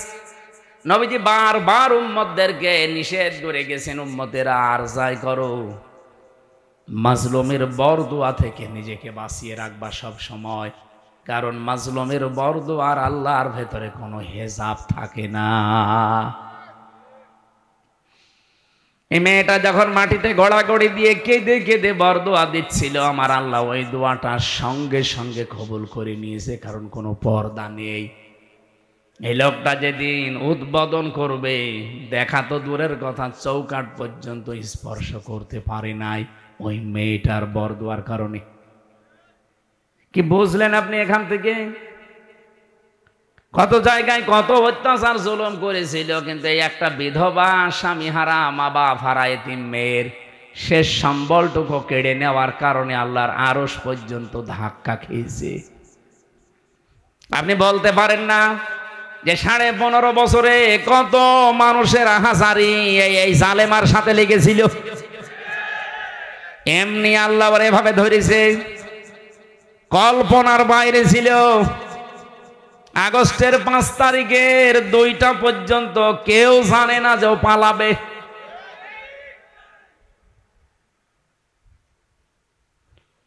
আমার মনে হয় এই বিধবা মেয়ে লোকটার মতো, এই এতিম মেয়েটার মতো হাজার হাজার মায়ের, স্বামীর, বোনের, এতিম সন্তানের আর্তনাদ, বরদোয়া, চোখের পানি এই জালেমা মহিলার ক্ষমতার সাথে লেগেছিল। বিশেষ করে যারা আয়না ঘরে ছিল, আপনি ভাবতে পারেন, যারা আয়না ঘরে 8 বছর 10 বছর পড়ে আছে। আমি তো মাত্র 10 দিন ছিলাম মাটির নিচে, তাই আমি অজ্ঞান হয়ে গেছি। আর যারা 8 বছর 10 বছর 14 বছর পড়ে আছে, দুনিয়া কি সে জানে না, এমনকি নিজের নাম কি তাও ভুলে গেছে। আমার নাম যে ব্যারিস্টার আরমান, সে নিজেও জানে না। আরে ভাই, 10 বছর 12 বছর একটা লোককে যদি কেউ না ডাকে, ওর নাম মনে থাকবে কি করে? ওরে তো কেউ ডাকে না। ও লোকটা জানে না যে এখন দিন না রাত, এটা যে কোন বছর চলছে তা ওর জানা নেই, এটা যে কোন মাস চলছে, কি বার আজকে, কয়টা বাজে, কিচ্ছু জানে না। আন্দাজে নামাজ পড়তাম। আমি তো 4 ওয়াক্ত নামাজ একসাথে পড়েছি, কারণ আমি জানি না যে এখন কখন কি। আমার মাজায় দড়ি লাগিয়ে, চোখে ওই কালো কাপড় বেঁধে, পেছনে হ্যান্ডকাপ দিয়ে, পায়ের সাথে ডান্ডা বেড়িতে আমার 11 ঘন্টা টাঙিয়েছিল। মানে পাটা আমার উপরে ছিল, মাটিতে ছিল না। মাঝে মাঝে ফেলতে গেলেই ওই সিসি ক্যামেরায় দেখে দেখে গরম দিত। আপনি 1, 2, 5 ঘন্টা না, 11 ঘন্টা। এদিকে দুপুর বেলা নিয়ে গেছে 1:30টার দিকে, আর রাত 11:30টার সময় নিয়ে আসতেছে। আপনি হিসাব করেন তো কত ঘন্টা হয়। এর ভেতরে মাত্র 2 বার আমাকে নামিয়েছে। আমি শুধু প্রসাব করার জন্য বলেছিলাম যে আমি টয়লেটে যাব, ওই 1.5-2 মিনিট সময় যা পেয়েছি অতটুকুই। এর ভেতরে আমার আর কোনো খাওয়া দাওয়া নেই। এর ভেতরে আমার সাথে হয় 5 ঘন্টা 7 ঘন্টা পরে হঠাৎ করে একটা গরম দিয়ে ওঠে, কারণ মাটির নিচে খালি পানির আওয়াজ পাওয়া যায়। আমার মনে হয় পাশ দিয়ে কোনো ড্রেন ছিল অথবা টয়লেটের কোনো জায়গা, কেউ পায়খানা করলে ওই পড়ে, ওই তখন আওয়াজ হয়।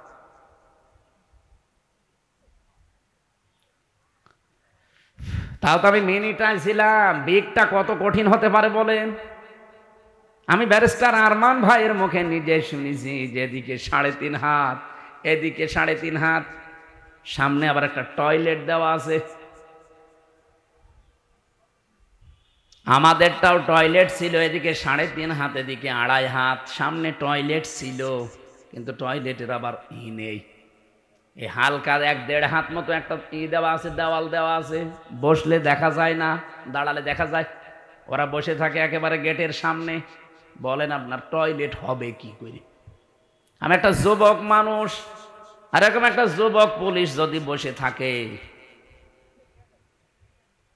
এই কঠিন পরিস্থিতিগুলো যারা তৈরি করেছিল, কত মানুষের তাহাজ্জুদের চোখের কন্দন পানি ওই জালেমার চেয়ারের সাথে লেগেছিল। এমনি আল্লাহ ধরেছে।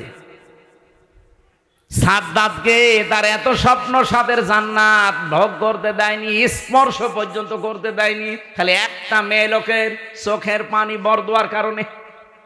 আর আপনার সাথে কত মহিলার, কত স্বামী হারা, সন্তান হারা মা বাবা, তাদের চোখের পানি মিলে আছে।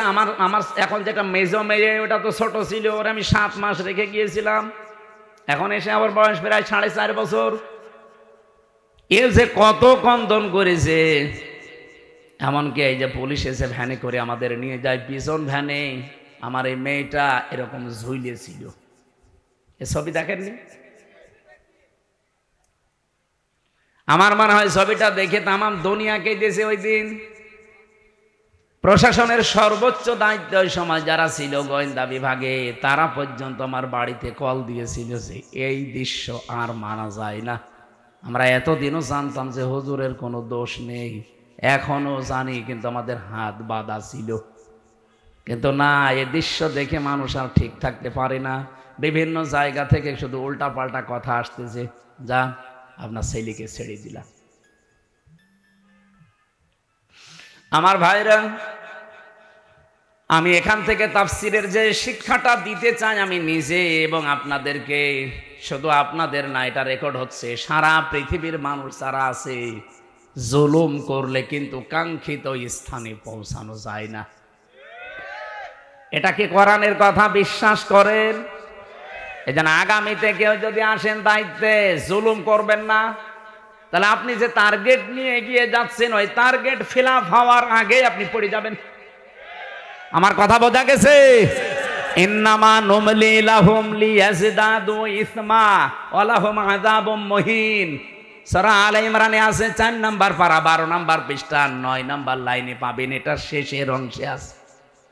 আল্লাহ তাআলা বলেন, কোন মানুষ যদি জুলুম করে, পাপ করে, সীমা লঙ্ঘন করে ফেলে, তখন আমি আল্লাহ ওকে আর ছাড় দেই না, তখন ওকে কঠিন এবং অপমানজনক আযাবের ভেতরে ফেলে দেই। হঠাৎ করে 54 বছর পরে নারী কমিশন যতগুলো রিপোর্ট দিয়েছে, একটাও কোরআনের সাথে মিলছে? কেন এই মহিলাগুলো আগে 54 বছর ছিল না? ছিল। হঠাৎ এটা করছে কেন? এদের পেছনে রাঘব বোয়াল আছে, কারা আছে এখন টের পাওয়া যাচ্ছে। 13 জন মানুষকে, 10 জন মানুষকে নিয়ে আপনি কমিশন বানালেন। এই 10 জন মানুষের ভেতরে সেই মহিলাগুলোর চেহারা দেখলাম, সব টিপ পরা। কি কথা বলছেন না কেন? এইগুলো এই 15.5 বছর এই জালেমা মহিলাকে টিকিয়ে রাখার জন্য বিভিন্ন কথা বিভিন্ন সময় বলতো। এই দেশে কি শুধু ওই 10 জন আর মহিলা নেই দেশে? ডক্টর নাসিমা হাসানকে নেওয়া যায়নি? ঢাকা বিশ্ববিদ্যালয়ের যে শিক্ষিকা, এই যে কুমিল্লায় বাড়ি, বলেছিল আমার ছেলের কলার চেপে ধরেছেন কেন, জবাব দেওয়া লাগবে। এই মেয়েটাকে নেওয়া যায়নি কমিশনে? তাহলে উল্টা পাল্টা রিপোর্ট দিতে পারতেন না। এমন এমন রিপোর্ট দিয়েছে, শয়তান পর্যন্ত চিন্তা করছে যে আমিও তো এ চিন্তা করি না। ওদের প্রথম রিপোর্টে কি দেখেছেন, যে কোনো স্বামী যদি স্ত্রীর সাথে সহবাস করতে চায়, স্ত্রী যদি বলে না আমার এখন হবে না, এরপরও স্বামী যদি সহবাস করে তাহলে ধর্ষণ মামলা হবে। ধর্ষণ মামলা হলে জজ রায় দেবে, ধর্ষণের বিচার কি ফাঁসি। কথা বলছে না কেন? মনে হয় এই রিপোর্ট শুনে বলেন তো ভালো। তা আপনি রায় দেওয়ার জন্য তো সাক্ষী লাগবে। তা এখন মানুষের মনের অবস্থা তো আর কেউ জানে না। একই জোর করেছে আর স্ত্রী কি রাজি হচ্ছিল না, এটা তো স্বামী স্ত্রী ছাড়া কেউ জানে না। এখন ওই জায়গায় সাক্ষীর জন্য আপনাকে মানুষ বসিয়ে রাখা লাগবে, অথবা ইউটিউবারদের রাখা লাগবে। আমার মাঝে মাঝে এই যে 318 পৃষ্ঠা পুরাটা পড়লাম, পড়ে আমার মনে হচ্ছে এগুলো মেয়াদ উত্তীর্ণ গাঁজা খেয়েছে। মানে মেয়াদ আলা গাঁজা খেলেও মানুষ এত নিচে নামে না, এ মেয়াদ পার হয়ে গেছে, ওই গাঁজা খেয়ে পুরা মাতাল।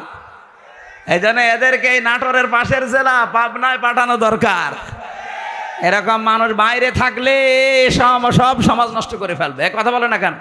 এটা তো 1 নাম্বার গেল, আর বাকিগুলো তো আরো খারাপ। 2 নাম্বারে দিয়েছে যে দেহ আমার সিদ্ধান্ত আমার। দেহ আমার সিদ্ধান্ত আমার মানে দেহ কার? এ দেহ আপনি আমার এই যে 33 বছর বয়স, 34 বছর আগে হামজা নামে কেউ আমি ছিলাম না। আমার মা বাবার দায়িত্ব ছিল বিছানায় থাকা, বাকি যা করার কে করেছে? দেহ আমার হয় কি করি? আলাহুল খালকু ওয়াল আমরু। আল্লাহ বলেন আমি বানিয়েছি, সিদ্ধান্ত বলেন বলেন। এই আয়াতের পুরা বিরুদ্ধে লিখেছে তারা, যে দেহ আমার সিদ্ধান্ত আমার। 3 নাম্বারে তারা লিখেছে যে যারা যৌন কর্মী আছে এদেরকে শ্রমিকের মর্যাদা দেওয়া লাগবে। আরে ভাই, যৌন কর্মী যারা, এরা যদি শ্রমিকের মর্যাদা পায় তাহলে যারা ডাকাতি করে তারাও তো পুলিশকে বলবে ভাই আমরাও শ্রমিক, আপনারা আমাদের ধরবেন না, কারণ এই ডাকাতি করা খুব রিস্কের কাজ। আর যে শ্রম দেওয়া লাগে গাছ কেটে রাস্তায় ফেলে, কি কথা বলছে না? আমি সাতক্ষীরা থেকে আসার সময়, ওই যে আশাশুনি মাছের ঘেড এলাকা, ওই 17 সালের দিকে আসার সময় ডাকাত পড়েছিল রাস্তায়, বিশাল এক গাছ কেটে রাস্তায় ফেলেছে। কেবল মনে হয় একটু আগে কেটে ফেলে রেখেছে, কারণ গাছ কাটতে 2-3 জন সরিয়ে নিয়ে এসে একেবারে জায়গা মতো রাখতে দেখলাম। ওই যে সূর্য ইসের আলো জ্বলছিল লাইটের, ওর ঘাম ঝরছে। এখন আমি কাজ খুলে দিলাম, আমার দিকে তাকিয়ে বলছে হুজুর আপনার টাকাও নেব, আল্লাহ মাফ করবে। আরে শয়তান, যা আছে নিয়ে আমার গাড়িটা আগে ছেড়ে দি। আল্লাহরে বিশ্বাস আছে। কি বলছে? ও বলছে আমাদের এলাকায় আপনি মাহফিলে এসেছিলেন, আপনাকে আমরা চিনি, আপনার টাকাও নেব, আল্লাহ মাফ করবে, আপনি চলে যান। মানে গাছ এত কষ্ট করে ফেলে রেখেছো, ঘাম ঝরছে কপাল দিয়ে। ওরা তো তারপরের দিন প্রশাসনকে বলতে পারতো না যে ডাকাতি করা কি কষ্ট, আপনারা তো টের পান না? গাছ কেটে 4-5 জন নিয়ে রাস্তায় ফেলে রাখা লাগে। এই দেখেন ঘাম ঝরছে, আমরা শ্রমিক। ওরা বলতে পারে না যে আমরা শ্রমিক, তাও তো ওদের শ্রমটা অন্তত হচ্ছে, এটা জুলুম হচ্ছে তারপরে। কিন্তু যারা যৌন কর্মী এদের ওপরে কি জুলুম করলেন আপনি? বলেন, আপনি কি কি একটা ন্যায় বিচার দিলেন তাদের ওপরে? আমার মনে হয় আপনি পার্সেন্টেজ খুঁজে দেখবেন, রাজবাড়ির এই দৌলতপুর ঘাটে, যশোরের এই জায়গায়, আর নারায়ণগঞ্জেরটা তো বন্ধ হয়ে গেছে, যেখানে যেই পতিতালয় ছিল ওখানে যে দেখেন যত মহিলা আছে, একটাও নিজের ইচ্ছা করে আমার মনে হয় যায়নি, গেলেও খুব কম। হয়তো ধোকায় পড়ে গেছে, প্রবঞ্চনার শিকার হয়ে, অথবা প্রেমে ছাকা খেয়ে যে কোনো কায়দায় ওখানে গেছে, যে আর বেড়াতে পারে না। প্রতিদিন এই যে 8টা 10টা 15 20টা পুরুষের সাথে তারা কি প্রোটেস্ট কিছু নেয়? কিভাবে তাদের ব্যবহার করছে? আপনি যে বিশ্ব স্বাস্থ্য সংস্থা যে রিপোর্ট দেয়, স্বামী বাদে অন্যের সাথে মিলন যারা করে এদের এই যে HIV কি বলে এটা রে, এইডস হওয়ার সম্ভাবনা 100 ভাগের 99 ভাগ। আপনি এই কমিশনের মাধ্যমে রিপোর্ট দিয়ে যৌনকর্মীর উপর আপনি ন্যায় বিচার করেন না, আরও বিচার করেছেন। ওদের সব এইডসের দিকে ছেলে দিয়ে আমার মনে হয় ওরাও 2 দিন পরে দেখেন মিছিল বের করবে যে এই নারী কমিশন তো মানা দূরের কথা, ওদের ফাঁসি দিয়ে দিন। শয়তানরা আমাদের জীবনের উপর আরো অত্যাচার বাড়িয়ে দিচ্ছে। শুধু HIV ওদেরকে এই যে 1 লক্ষ মানুষ আজ দেহ ব্যবসা করে সারা বাংলাদেশে, মানে একেবারে যেগুলো সরকারি হিসাবে, এই মানুষগুলোকে আমার মনে হয় আলেমদের পরামর্শ নিয়ে সরকারের যে বাজেটগুলো আছে এখান থেকে টাকা পয়সা দিয়ে এদের পুনর্বাসন করে দিন, হয় একটা কর্মসংস্থান দেন সম্মানজনক, তারা সম্মানজনক জীবন নিয়ে তারা পরিবার নিয়ে দরকার হয় যদি সেরকম পরিবেশ পায় বিয়ে শাদী করে জীবন চালাক। যে সমস্ত দেশ আছে যেখানে পতিতালয় চলে না, সেই দেশগুলো দেশে শ্রীকে নেই, চলছে না পৃথিবীতে। আপনাকে কোন কারণে এই পাপের কাজ করা লাগবে? যেখানে জেনা ব্যভিচার ওপেন হয়ে যায় সেই দেশে আমার আল্লাহর রহমতের দৃষ্টি আল্লাহ তুলে নেয়, গজবের দৃষ্টি নিক্ষেপ করে। বলেন নাউজুবিল্লাহ। এই দেশটাকে গজবে ফেলে দেওয়ার জন্য এরা কাজ করছে, আর এদের পেছনে কিছু রাঘব বোয়াল আছে। এই জন্য আমরা বলতে চাই, এ কমিশন মানা তো দূরের কথা, এ কমিশন যা রিপোর্ট দিয়েছে রিপোর্ট না, ও কমিশনই আমরা মানি না। ওদেরকে এই মুহূর্তে বাতিল করে হয় পাবনায় দিয়ে দেন অথবা ফাঁসি দিয়ে দেন। হ্যাঁ, আপনারা রাজি নেই? হয় ওদের স্থান পাবনায় দেবেন, নাই ফাঁসি দেবেন। কোরআনের 13টা আয়াতের উপরে হাত দিয়েছে ওরা।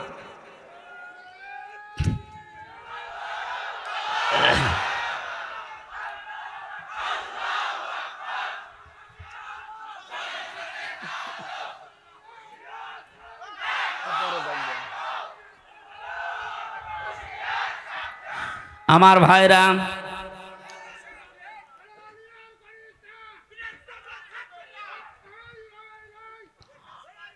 আমার যে কথা বলছিলাম আমি বৃষ্টি নিয়ে, আল্লাহ রাব্বুল আলামিন এই পৃথিবীতে যে বড় বড় 4টা রহমতের ঘোষণা দিয়েছিলেন তার 1 নম্বরে ছিল বৃষ্টি, 2 নম্বরে ছিল কন্যা সন্তান। কিন্তু আমরা কন্যা সন্তানের নাম শুনলে বা আসলে আমার যে বাবা যারা, অনেক বাবা মন খারাপ করে। বিশ্বনবী জানিয়েছেন কোন পরিবারে যদি একটা কন্যা আসে সঙ্গে সঙ্গে আল্লাহ 4 জন ফেরেশতা পাঠিয়ে দেয়।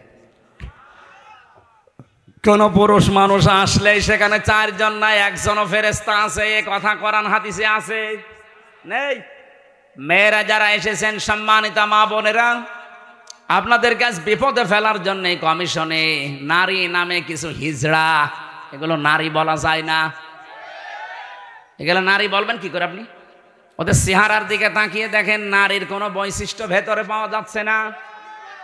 এখানে আমরা মনে হয় মাইকে ঘোষণা দিলে যারা পুরুষ মানুষ, যে মহিলা মহিলা প্যান্ডেলে যান, পুরুষগুলো পুরুষ প্যান্ডেলে যান, আর কিছু মানুষ ওই যে বিড়ি খেয়ে বেড়াচ্ছে, ওদের আপনি কোন প্যান্ডেলে ঢোকাবেন? হ্যাঁ, নারী কমিশনে যে 10 জন মানুষ রিপোর্ট দিয়েছে, 10 জনের চেহারায় দেখলাম একটাও নারীর মতো মনে হচ্ছে না। পুরুষও তো তারা না, তারা তৃতীয় লিঙ্গ হবে। আপনাদের জন্য ওইটা ঠিক আছে, এই দেশের মহিলাদের প্রতিনিধিত্ব করার কোনো ক্ষমতা অধিকার আপনাদের নেই। মেয়েরা আল্লাহর সবচাইতে বড় রহমতের সৃষ্টি। আল্লাহ বলেন, 2 নম্বর, আমি যখন বান্দার ওপরে বেশি খুশি হয়ে যাই, বৃষ্টি দেওয়ার পরে ওই এলাকায় মানুষের ঘরে আমি কন্যা সন্তান পাঠাই। এই জন্য যার একটা কন্যা আছে নিজেকে ছোট ভাববেন না। ছেলে হলে মেয়ে হলে এটা সিদ্ধান্ত আল্লাহ। ছেলে হলে আপনার সব কিছু করে দেবে, কে বলেছে আপনাকে? মেয়ে হলে দুনিয়া আখেরাত দুইটাই উজ্জ্বল হয়ে যাবে। দুনিয়া তো আছেই, যদিও আমাদের এই দেশে ইসলাম না থাকার কারণে মেয়েদের অনেক অধিকার নষ্ট হচ্ছে। যে ইসলাম আসলে অধিকারগুলো পঙ্খানো মেয়েরা ফিরে পাবে। ওরা মেয়েরা মেয়েদের নাম দিয়ে বলেছে এদের অধিকার নেই, সমান অধিকার এদের দেওয়া লাগবে। কিভাবে দেবেন আপনি? আমি পুরুষ মানুষ, হাফ প্যান্ট পরে আমি খেজুর গাছে অন্তত রস পাড়তে পারবো, মেয়েরা পারবে? আমি এখন আমার মনে হয় শুধুমাত্র এই মাজা থেকে হাঁটু পর্যন্ত ঢাকা থাকলে নাভি থেকে একটা প্যান্ট পরে এখান থেকে কুষ্টিয়ায় চলে যেতে পারবো, কোনো অসুবিধা নেই। একটা মেয়ে লোকে যেতে বলে তো পারে, কুষ্টিয়া না, এখান থেকে এই নাটোরের বাজার পর্যন্ত গেলে চারিদিকে সেল্লিবিল্লি হয়ে যাবে। আর ওদের বলে সমান অধিকার দেওয়া লাগে। অধিকার সমান কিসের? ওদের মর্যাদা আমাদের চাইতে 3 গুণ বেশি। সুবহানাল্লাহ বলতে পারেন নাই?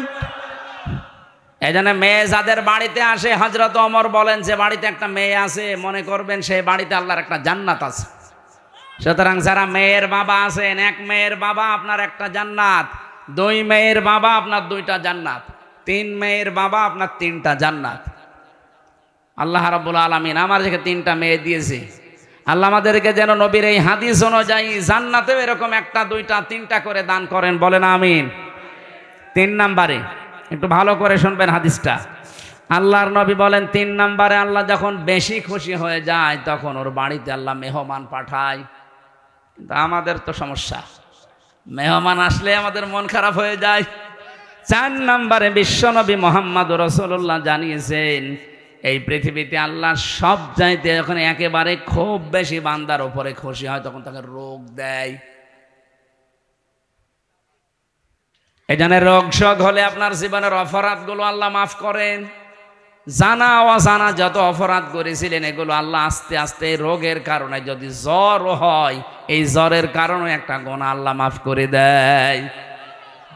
পথে চলতে ফিরতে হোঁচট খেয়েছেন, হোঁচট খেয়ে হঠাৎ করে নখ ভেঙে গেছে, রক্ত বের হচ্ছে, মনে করবেন আমার একটা গুনাহ আল্লাহ মাফ করে দিয়েছে। এই জন্য রোগ শোক হলে আল্লাহর কাছে শিকায়েত করা না, অভিযোগ করা না, আরো শুকরিয়া করা দরকার। যদিও দুনিয়ায় কষ্ট হচ্ছে, এই কষ্টের মাধ্যমে আমার জীবনের পরবর্তী যে জীবন আমার আখিরাতের শুরু হচ্ছে এটা শান্তি, স্বস্তি এবং কল্যাণময় আল্লাহ করার চেষ্টায় আছে। সুবহানাল্লাহ। নবীজি বলেন 4টা রহমত তো মানুষ খারাপভাবে অসন্তুষ্ট হয়, পছন্দ করে না, কিন্তু 4টা গজব আছে দুনিয়ায়, এই 4টা গজব পেলে মানুষ খুব খুশি হয়। 1 নম্বরে যৌতুক। এটা কি? এটা গজব। এইটা পেলে আমরা খুশি না বেজার? সে হুজুর বলেন আর খেজুর বলেন, সবাই যৌতুকের জন্য খুশি, অথচ যৌতুকের টাকা খাওয়া আর পায়খানা খাওয়া এটা সমান না? না, সমানও না। কারণ পায়খানা খেলে একটা গোনা হয় আর যৌতুকের টাকা নিলে ডবল গোনা হয়। একদিকে তো কবিরা গোনা আর একটা জুলুমের গোনা। মেয়ের বাপের খুশি ছাড়া, তার মন থেকে খুশি হওয়া ছাড়া তার বাড়িতে ছেলের বাড়ির লোকজন যে একটা পান খাওয়াও জায়েজ নেই। কি কথা বলছেন না? আমি কি বানালাম এটা? হাদিস।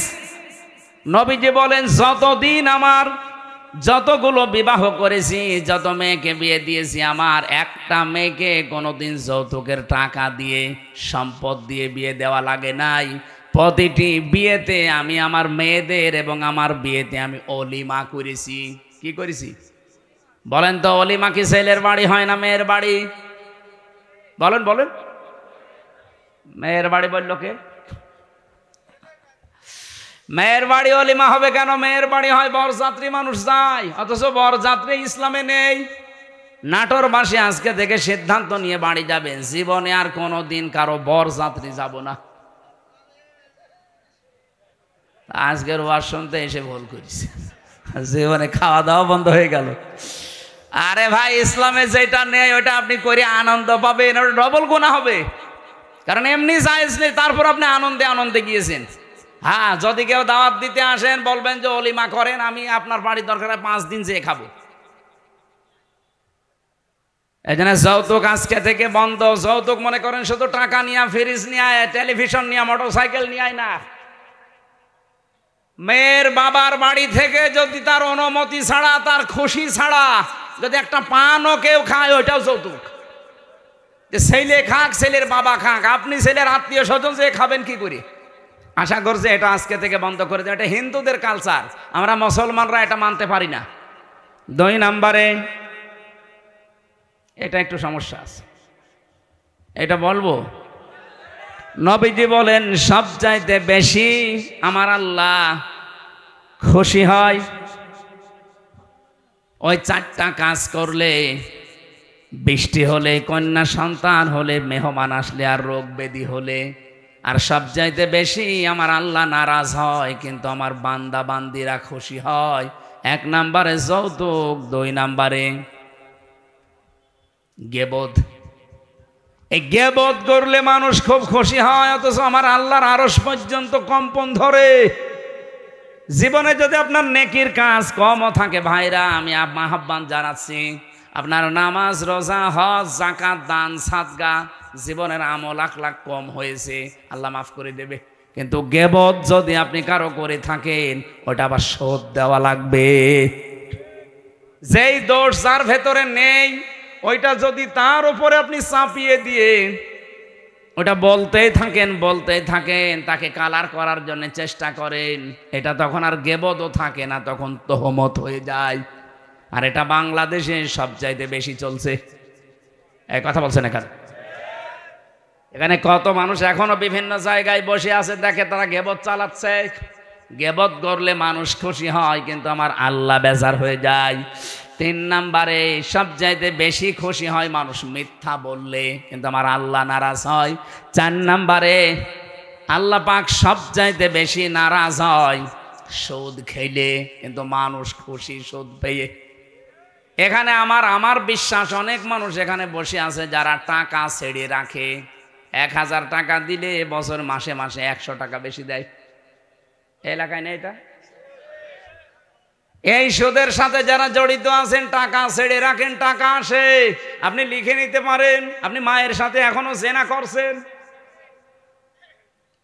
এই কাজে যারা আছেন এই মুহূর্তে তাওবা করে ছেড়ে দেওয়া লাগবে। যারা যারা রাজি আছেন তারা হাত তোলেন তো, অসুবিধা নেই, তোলেন। যারা ছেড়ে রেখেছেন তোলেন। আপনি বুঝে ফেলেছেন, চালাক আছে নাটোরে মানুষ, কাঁচা গোল্লা খাওয়া মানুষ তো খুব চালাক আছে। হাত তুলে আবার নামিয়ে ফেলিস না। আমি জানি এখানে বহু মানুষ এরকম আছে, যেই মানুষগুলো টাকা ছেড়ে রেখে এসেছে, মাহফিল শেষ করে ওই টাকা সকালে যেয়ে তুলবে।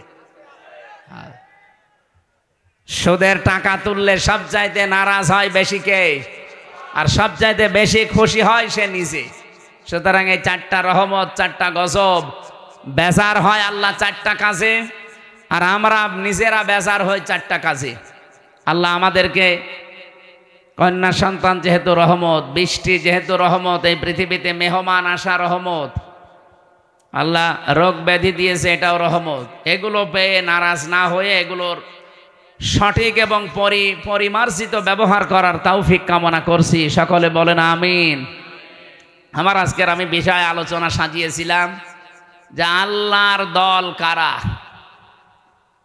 আল্লাহর দলের বৈশিষ্ট্য। এই পৃথিবীতে এখন দল কত আছে আপনি হিসাব করতে গেলে কলম খাতা নষ্ট হয়ে যাবে।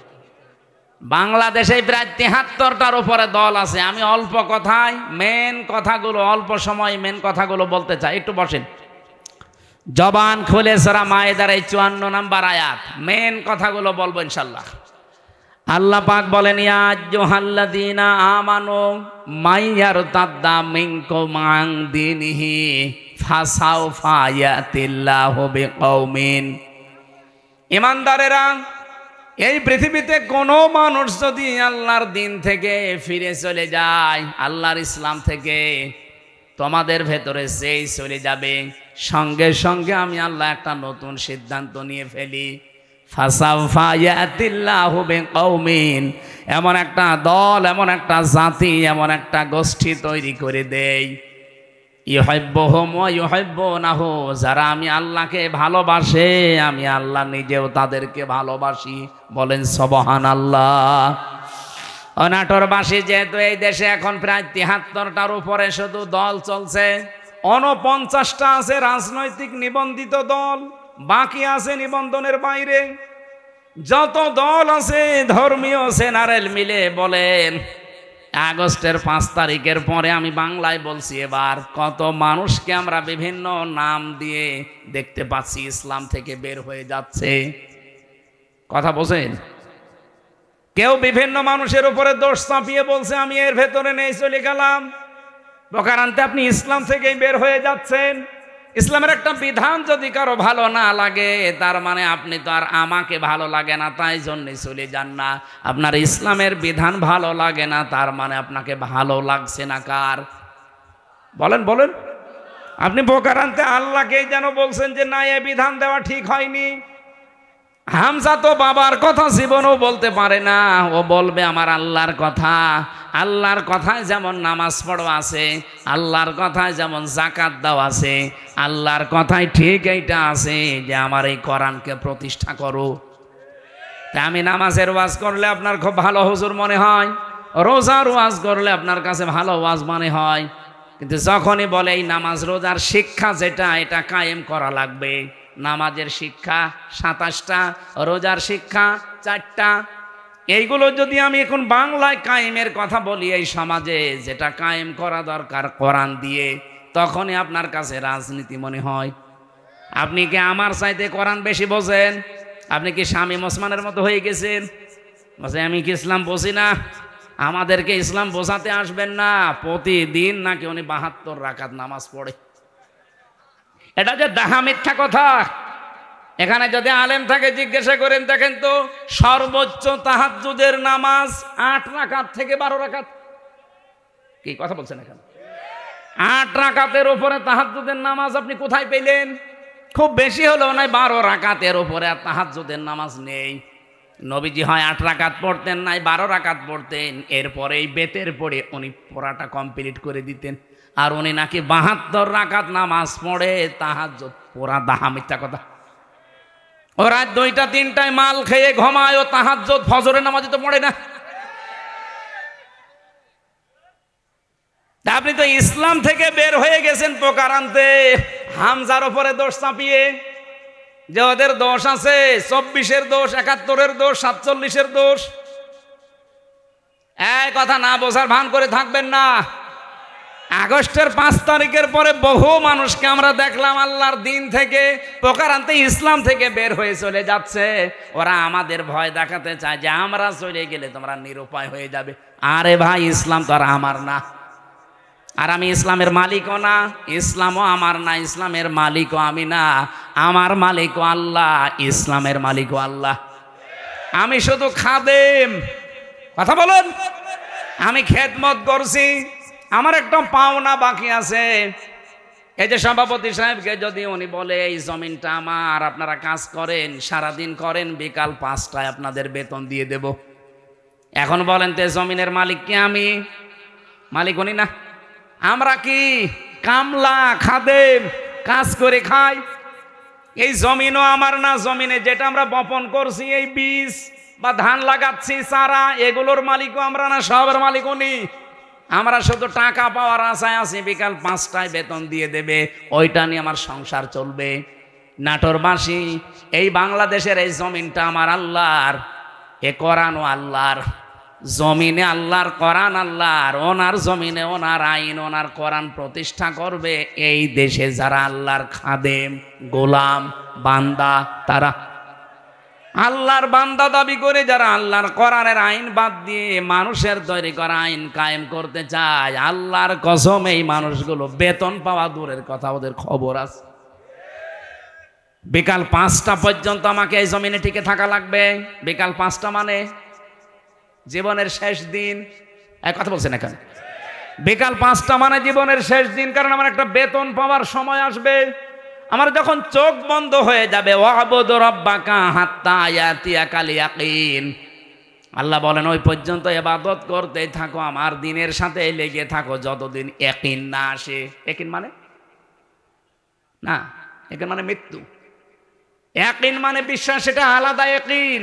আর এখানে ইয়াকিন মানে মৃত্যু। মরণ যতদিন না হবে ততদিন পর্যন্ত দিন কায়েমের জন্য আপনাকে টিকে থাকা লাগবে। কারণ আমরা এখনো আমাদের বেতন পাইনি। পেয়েছি? বলেন বলেন। আমাদের চূড়ান্ত বেতনের নাম কি? 500 টাকা, 1000 টাকা, কি জান্নাত। ওইটা যতদিন আমি না পাবো ততদিন পর্যন্ত আমার চেষ্টা অব্যাহত থাকবে। এখন যদি আপনি আমাকে বাধা দিতে আসেন, এই জমিনে ধান লাগিয়েছিলাম কিন্তু বিকাল 5টা বাজার আগে আপনি তুলে ফেলছেন, আপনি যত বড়ই মস্তান হন, আমরা যারা 8-10 জন মিলে ধান লাগিয়েছি, যদি আপনার সাথে নাও পারি তাও বাধা দেব। কারণ আমি তো এখনো বেতন পাইনি। আপনি ধান তুলে ফেললে ওনারা বেতন দেবে, উনি এসে আমাদের আরো গরম দেবে। ওই সারাদিন নষ্ট করলে, ধান তুলে ফেলেছে, কিছুই বলনি, বেতন দেওয়া দূরের কথা, আরো 500 টাকা করে দিয়ে যাও। যে জমিন আল্লাহর, কোরআন আল্লাহর, আমরা তো খাদেম, কামলা, 5 জন মনীষ লেবার যাই বলেন, আমরা চেষ্টা করে যাচ্ছি। আমাদের চেষ্টা হচ্ছে জমিনে এটা প্রতিষ্ঠা করা। হ্যাঁ, পদ্ধতি আমাদের ভুল হতে পারে, কেউ কেউ গণতন্ত্রের পদ্ধতি নিয়েছে, আপনার পদ্ধতি ভুল হতে পারে, কিন্তু আমার মন তো ঠিক আছে যে আমি জমিনে আল্লাহর দিন কায়েম করব। হ্যাঁ, কথা বলেন না কেন? হ্যাঁ বলেন। আফগানিস্তান তারা একটা পদ্ধতি নিয়েছে, তারা এক পদ্ধতি নিয়ে তারা অলরেডি কায়েম করে ফেলেছে। তুরস্ক একটা পদ্ধতি নিয়েছে, আপনি মোরসির দিকে তাকান, সে একটা পদ্ধতি নিয়েছিল যে যেখানে ইসলাম কায়েমের জন্য চেষ্টা চালাচ্ছে। পদ্ধতি ভুল হতে পারে, কিন্তু তার কর্ম তো ঠিক আছে, তার মনের আকাঙ্ক্ষা, আশা, তামান্না এই যে আল্লাহর জমিনে আমি জীবনের শেষ দিন পর্যন্ত অন্তত দেখতে চাই যেটা কায়েম হয়েছে। আমার রাস্তা ভুল হলে কি আমি একটু ঘুরে ফিরেও আসতে পারবো না জায়গায়?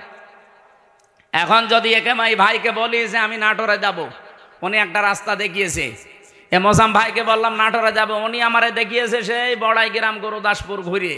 হ্যাঁ, আমি নাটোরে যেতে পারবো ঠিক, এদিকে গেলে হয়তো 1 ঘন্টা লাগবে, এদিকে 1.5 ঘন্টা লাগবে, কিন্তু রাস্তা তো ঠিকই আছে, জায়গা মতো আমি যেতে পারবো। একটু সময় বেশি লাগবে কম লাগবে।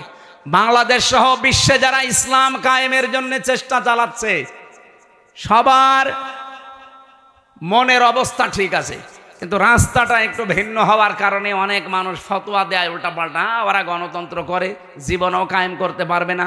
আরে দিনের মালিকই তো আমি না, আমি কায়েম করার কে? আমি চেষ্টা করে যাচ্ছি, অবশ্যই আমার সফলতা আমার জান্নাত পাওয়া পর্যন্ত। কিন্তু এর ভেতরে যদি কেউ মাস্তানি করতে আসেন, ধান বানানো লাগানো, ধান বীজ তুলে ফেলবেন, আর আমি বেতন পাওয়ার আগে আপনাকে ছেড়ে দেবো, জীবনও না, দরকার আপনার সাথে মারামারি হবে। কথা বলেন, কথা বলেন। আপনার সাথে হাতাহাতি হবে, মারামারি হবে, যদি মেরে ফেলা লাগে মেরেও ফেলবো, কারণ আমার টার্গেট বেতন। বেতন বলেন, ওই বেতনের নাম বিকাল 5টায় যেটা আল্লাহ দেবে, ওইটা এখনো হয়নি। আর আপনি তার আগেই দিন থেকে বিভিন্ন সোতানাতা বের হয়ে চলে যাচ্ছেন। কি করবেন? আল্লাহর কিছুই হবে না।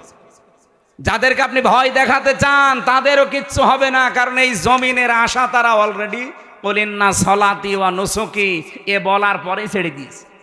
যারা এই কথা বলে যে কলিন্না সলাতি ওয়া নুসুকি, তারা জীবনের আশা ছেড়ে দিয়েই বলে। আপনার মতো মুনাফিকি করার জন্য, লোক দেখানোর জন্য বলে না। যারা এগুলো বলতো এতদিন, তারা কিন্তু অলরেডি আল্লাহর দিন থেকে বিভিন্ন সোতানাতা বের করে বিভিন্ন কথা ধোয়া তুলে তারা চলে যাচ্ছে। আল্লাহ এই জন্য বলেছেন, যদি কেউ দিন থেকে চলে যায়, ফাসাউফা ইয়াতিল্লাহ, অতি শীঘ্রই। যারা আরবি জানে, সাউফা শব্দটা আল্লাহ কেন ব্যবহার করেন? সিন, সাউফা, কদ, লাম, এরকম 13টা শব্দ আছে। কোন সেন্টেন্সের আগে যদি আসে, বাংলা অর্থ দাঁড়ায় খুব তাড়াতাড়ি। আল্লাহ বলেন, যদি কেউ দিন থেকে মুখ ফিরিয়ে চলে যায়, আমি শুধু দেখবো, দেখার পরে অতি তাড়াতাড়ি ইয়াতিল্লাহু বিকৌমিন, একটা দল তৈরি করে দেব। ইউহিব্বুহুম ওয়া ইউহিব্বুনাহু, তারা কি? আমি আল্লাহকে ভালোবাসবে, আমি আল্লাহও তাদেরকে ভালোবাসবো। তাদের গুণাগুণ কি হবে? এই যে আল্লাহর দলের বৈশিষ্ট্যগুলো বলতে আল্লাহ এই কথাগুলো দিয়েছেন। রব্বুল আলামিন বলেন, তাদের গুণাগুণ হবে প্রথমত 3টা। আজিল্লাতিনা আলাল মুমিনিন, আইজ্জাতিনা আলাল কাফিরিন। তারা নিজেদের প্রতি মমিনের প্রতি হবে রহমদিল, কিন্তু কাফেরদের প্রতি হবে তারা কঠোর, বজ্রমুঠো। বাংলাদেশে আজ দেখান একটা দল কিন্তু অলরেডি আল্লাহ তৈরি করে দিয়েছে, যারা নিজেদের প্রতি এত রহমদিল, নিজের আপন ভাইয়ের সাথেও তাদের এত ভালোবাসা নেই। আমি আমার নিজেরটাই বলছি ভাই, আল্লাহর কসম, আপনাদের এই যে মোজাম্মেল এই যে মোজাম্মেল ভাইয়ের বাড়ি নাটোরে, আমার বাড়ি কুষ্টিয়া, ওনার সাথে আমার আত্মীয়তা নেই, রক্তের সম্পর্কও নেই। ওনার আমি শুধুমাত্র ভালোবাসি একামতে দিনের কারণে। আর এই ভালোবাসা মহাব্বতটা আল্লাহ নিজে পয়দা করে দিয়েছে। কারণ যখন আল্লাহর দিন থেকে মানুষ মুখ ফিরিয়ে নেয়, তখন একটা দল আল্লাহ নিজে তৈরি করে দেয়, বৈশিষ্ট্য তারা নিজেদের প্রতি রহমদিল হয়, মহাব্বত ভালোবাসা তৈরি হয়, কিন্তু কাফেরদের প্রতি তারা কঠোর। আপনি একটা আল্লাহর বিরুদ্ধে অবস্থান নিয়ে দেখেন, নাটোর, কুষ্টিয়া, পাবনা থাকবে না। একামতে দিনের কর্মী যারা, কুষ্টিয়াও যা, চট্টগ্রামও তাই, সব একবারে রাস্তায় নেমে আসবে। কারণ কাফেরদের প্রতি আমাদের কঠোরতা এটা তৈরি করে দিয়েছে কে? আপনি অন্যান্য কিছু খেয়াল করে দেখেন, তারা নামে কিনা জীবনও পাবেন না। ইউজাহিদুনা ফি সাবিলিল্লাহি ওয়া লা ইয়াখাফুনা লাওমাতা লাইম। তারা আল্লাহর দ্বীন এই জমিনে প্রতিষ্ঠা করার জন্য জিহাদ করবে, সংগ্রাম করবে, চেষ্টা চালাবে, পরিশ্রম করবে, প্রচেষ্টা করবে, কিন্তু কোনো ওয়ালা ইয়াখাফুনা ভয় পাবে না লাওমাতা লাইম, কোনো তিরস্কারকারীর তিরস্কারকে তারা পাত্তা দেবে না। আমি যেই দিন থেকে কুলিন্না সলাতি ওয়া নুসুকি ওয়া মাহইয়ায়া ওয়া মামাতি লিল্লাহি রাব্বিল আলামিন বুঝে বুঝে পড়েছি, ওই দিন থেকে কে আমার পেছনে লেগেছে, গিবত করে, আমার উপরে আন্দাজে দোষ চাপায়, কোনো কিছু আমার মনে আর স্থান নেই। আমার মনে হয় এই দেশে যারা একামতে দিনের কর্মী, আল্লাহর কসম তাদেরকেও আপনি এইভাবেই পাবেন, কোনো তিরস্কারকারী তিরস্কারকে তারা পাত্তা দেবে। আমাকে রাজাকার পর্যন্ত বলা হয়েছে, কিন্তু আমি কি রাজাকার? আমার 33 বয়সে যদি রাজাকার হয়, কিন্তু এই কথা বলে আপনি দাবিয়ে রাখবেন, আপনি বলবেন ও শিবিরের রক্কাটা কর্মী, এই কথা বলে দাবিয়ে রাখবেন, ও জামাত ইসলাম করে, ও চরমনার মুরিদ, এই কথা বলে দাবিয়ে রাখতে পারবেন না। কারণ কোন তিরস্কারকারীর তিরস্কারকে আমি থোড়াই কি আর পাত্তাই দেই না। এই গুণটা তৈরি করে দিয়েছে কে? আল্লাহ বলেন যালিকা ফাদলুল্লাহ, এটা আল্লাহর অনুগ্রহ, যাকে তাকে আল্লাহ দেয় না। ইউতিহি মাইয়াশা, যাকে আল্লাহ ইচ্ছা করে তাকে দেয়। সুতরাং এই বাংলাদেশে আল্লাহর দলের বৈশিষ্ট্য 3টা পেলাম। তারা নিজেদের প্রতি রহমদিল হবে, কাফেরদের কোনো বিধান যদি দেখে, কাফেরদের কোনো কাজ কারবার দেখলে তারা বজ্রকণ্ঠ হয়ে যাবে। এতদিন পর্যন্ত যত সংস্কার এসেছে, কোন সংস্কারে বাংলার মুসলমানেরা বাধা দেয়নি, দিয়েছে না? দেয়নি। কিন্তু নারী কমিশন 13টা রিপোর্ট দেওয়ার পরে আমরা বাধা দিয়েছি কেন? কারণ তারা শুধুমাত্র সংস্কার করে না, তারা আল্লাহর কোরআনে হাত দিয়েছে। আর এই জায়গায় তখন আমরা এক হয়ে গেছি। হেফাজত নেই, চরমনা নেই, জামাত ইসলাম নেই, খেলাফত নেই, সব তখন বাংলাদেশে এক। আপনি দেখেননি, সব এক হয়ে বলেছে না, এটা তো মানা দূরের কথা, এ কমিশনই মানি না। আমির জামাত ডাক্তার শফিকুর রহমান এটা বলে নাই যে কমিশন তো দূরের কথা, ও কমিশনই মানি না। যদি বেশি ঝামেলা করেন আবার কিন্তু আগস্টের 5 তারিখ আসতেছে। এটা তো আমরা এই এতদিন পর্যন্ত যত সংস্কার করেছেন কোন জায়গায় বাধা দেয়নি, কারণ ওই জায়গায় আল্লাহ রাসূলের বিরুদ্ধে পাইনি। কিন্তু এবার পেয়েছি সরাসরি আল্লাহর বিরুদ্ধে। আজিল্লাতিন আলাল মুমিনিন আইজ্জাতিন আলাল কাফিরিন। আমরা নিজেদের প্রতি ভালোবাসা, মহাব্বত, স্নেহময় স্নেহশীল আছি। বললাম না মোজাম্মেলের সাথে, সত্যি বলছি, আমার সম্পর্ক আত্মীয়তার না, রক্তের না, শুধু দিনের, শুধুমাত্র দিনের সম্পর্ক। আমার নিজের আপন ভাই তো নেই, যদি থাকতো, সে যদি আল্লাহর দিনের কর্মী না হতো, তার সাথে ওনার মতো মহাব্বত আমার হতো না। কারণ এই মহাব্বতটা পয়দা করে দিয়েছে কে? 2 নম্বরে আমরা কাফেরদের প্রতি কিন্তু কঠোর, যেহেতু ওরা নারী সংস্কারের নাম নিয়ে আল্লাহর কোরআনের 13টা আয়াতে অলরেডি হাত দিয়েছে, এই জন্য ওরা কাফের। বলেন, আমরা মনে হয় ওদের জানাজা পড়া এখন তওবা না করলে ঠিক হবে না। যারা এই নারী কমিশনে আছেন, যদি সাপোর্টও কেউ করেন, আপনিও কাফের, আপনার প্রতিও আমরা বাধ্য হব কঠোর হতে। আর আল্লাহর দ্বীনে জমিনে কায়েম করতে হয়তো আমাদের রাস্তা, আবার বলছি, তরিকা ভুল হতে পারে, কিন্তু আমাদের মন ঠিক আছে।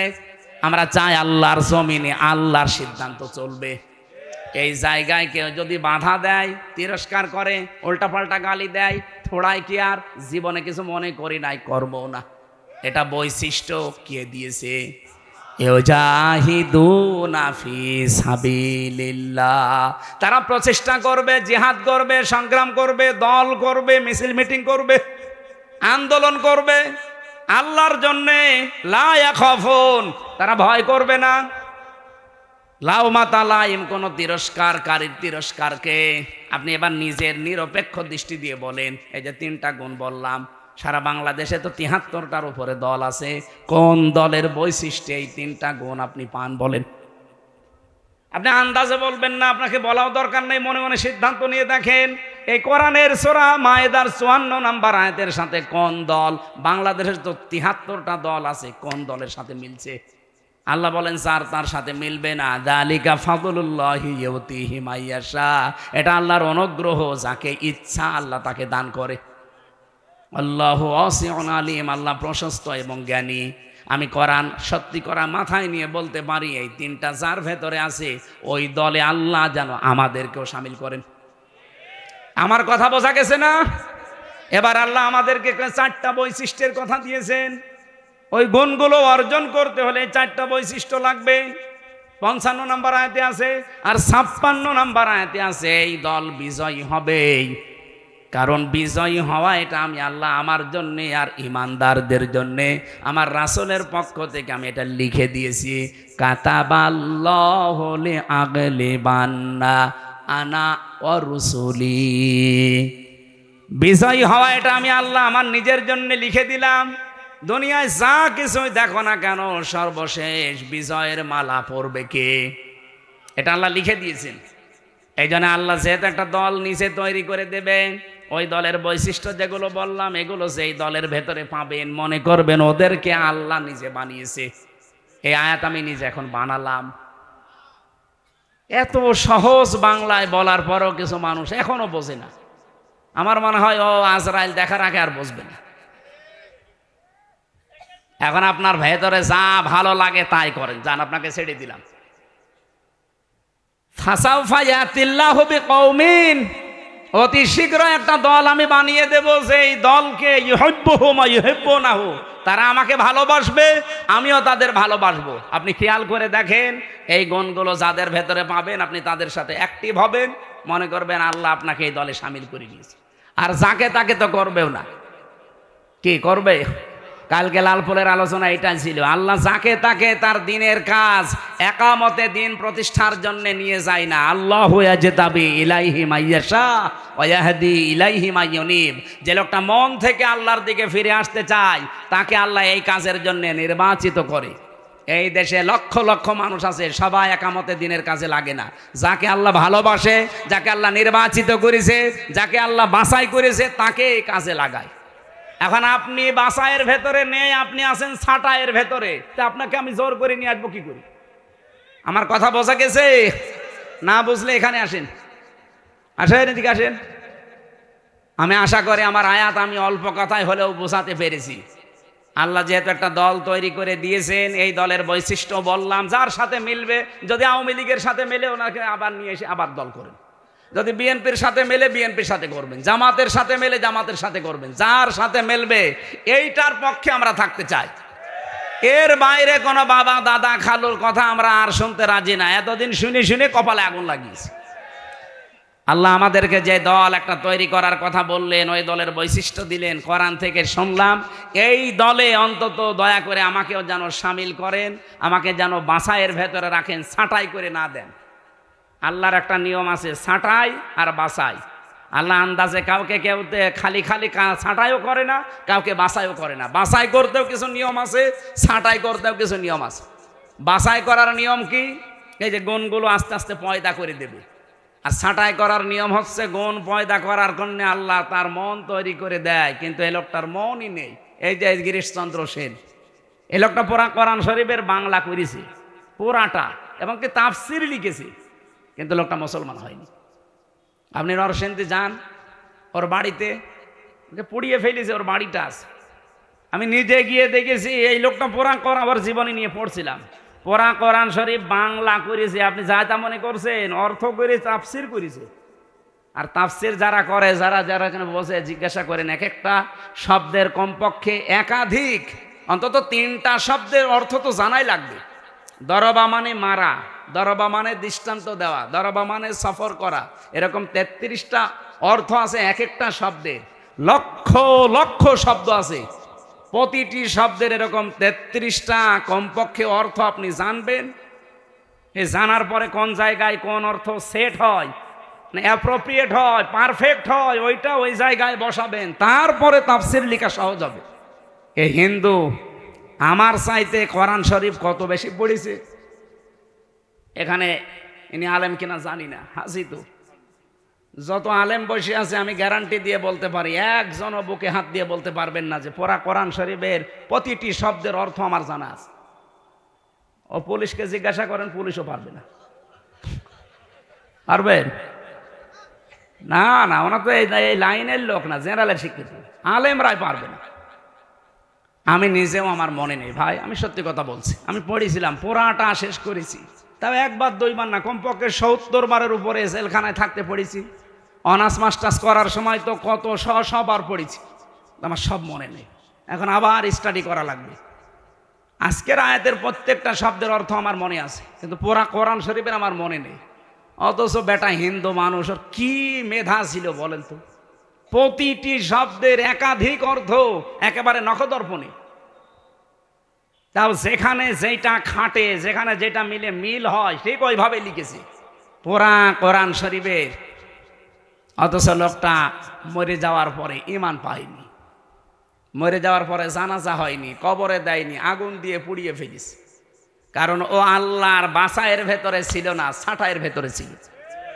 আল্লাহ আপনাকে বাছাই করবে না ছাঁটাই করবে, এটা আপনার মনের ওপরে। এখন আপনি কি করবেন সিদ্ধান্ত নিয়ে বাড়ি যান। আমি যে জেলখানায় মেয়েদের যে বই লিখেছিলাম, তাদের যে পারিবারিক জীবনের সমস্যা এবং তার সমাধান, বিশেষ করে মেয়েদেরটা আপনারা নেবেন।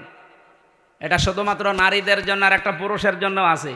এটা পড়া, ওদের পরিবারে যে সমস্যা করে কি কি জিনিস নিয়ে, 120 পৃষ্ঠা। এটা ওদেরকে পড়াবেন, কাজে লাগবে। কোথায় এখানে আছে? ওই যে ওই গাড়িতে আছে, যাওয়ার সময় নিয়েছে, এই যে গাড়িতে। আর এই যার সিস্টেমটা নেবেন, যারা শিক্ষিত মানুষ তারা নেবেন। এটা অনেক তথ্য দিয়েছি। আর মেয়ে যে মাদ্রাসার মাহফিল, তো এরা টাকা পয়সার জন্য আর আবার আহ্বান জানাচ্ছে, টাকা তোলেনি একবার। আরও যারা দিতে চান, যদি থাকে, আপনারা যাওয়ার সময় বিভিন্ন জায়গায় ওদের লোক থাকলে দিয়েছেন। আর হ্যাঁ, ব্যাগ নামিয়ে দেবো আবার। হ্যাঁ, আপনারা কই ব্যাগালা কই? মহিলা প্যান্ডেলে যারা আছে ছোট ছোট বাচ্চাদের পাঠিয়ে দিন। আয় রে আল্লাহ রে, মোনাজাত কি করবো? এই যে 2 ঘন্টা ওয়াজ করলাম, আরে মানুষ এখন চলে যাবে। এটা মোনাজাতটা করে দেন ভাই, টাকা পয়সা দেন না দেন, মোনাজাতটা করে দেন। মাদ্রাসার মাহফিলটা একটু খেয়াল রাখবেন, এই মাদ্রাসা যেন টিকে থাকে, 51 বছর টিকে আছে, এটা যেন কিয়ামত পর্যন্ত থাকে।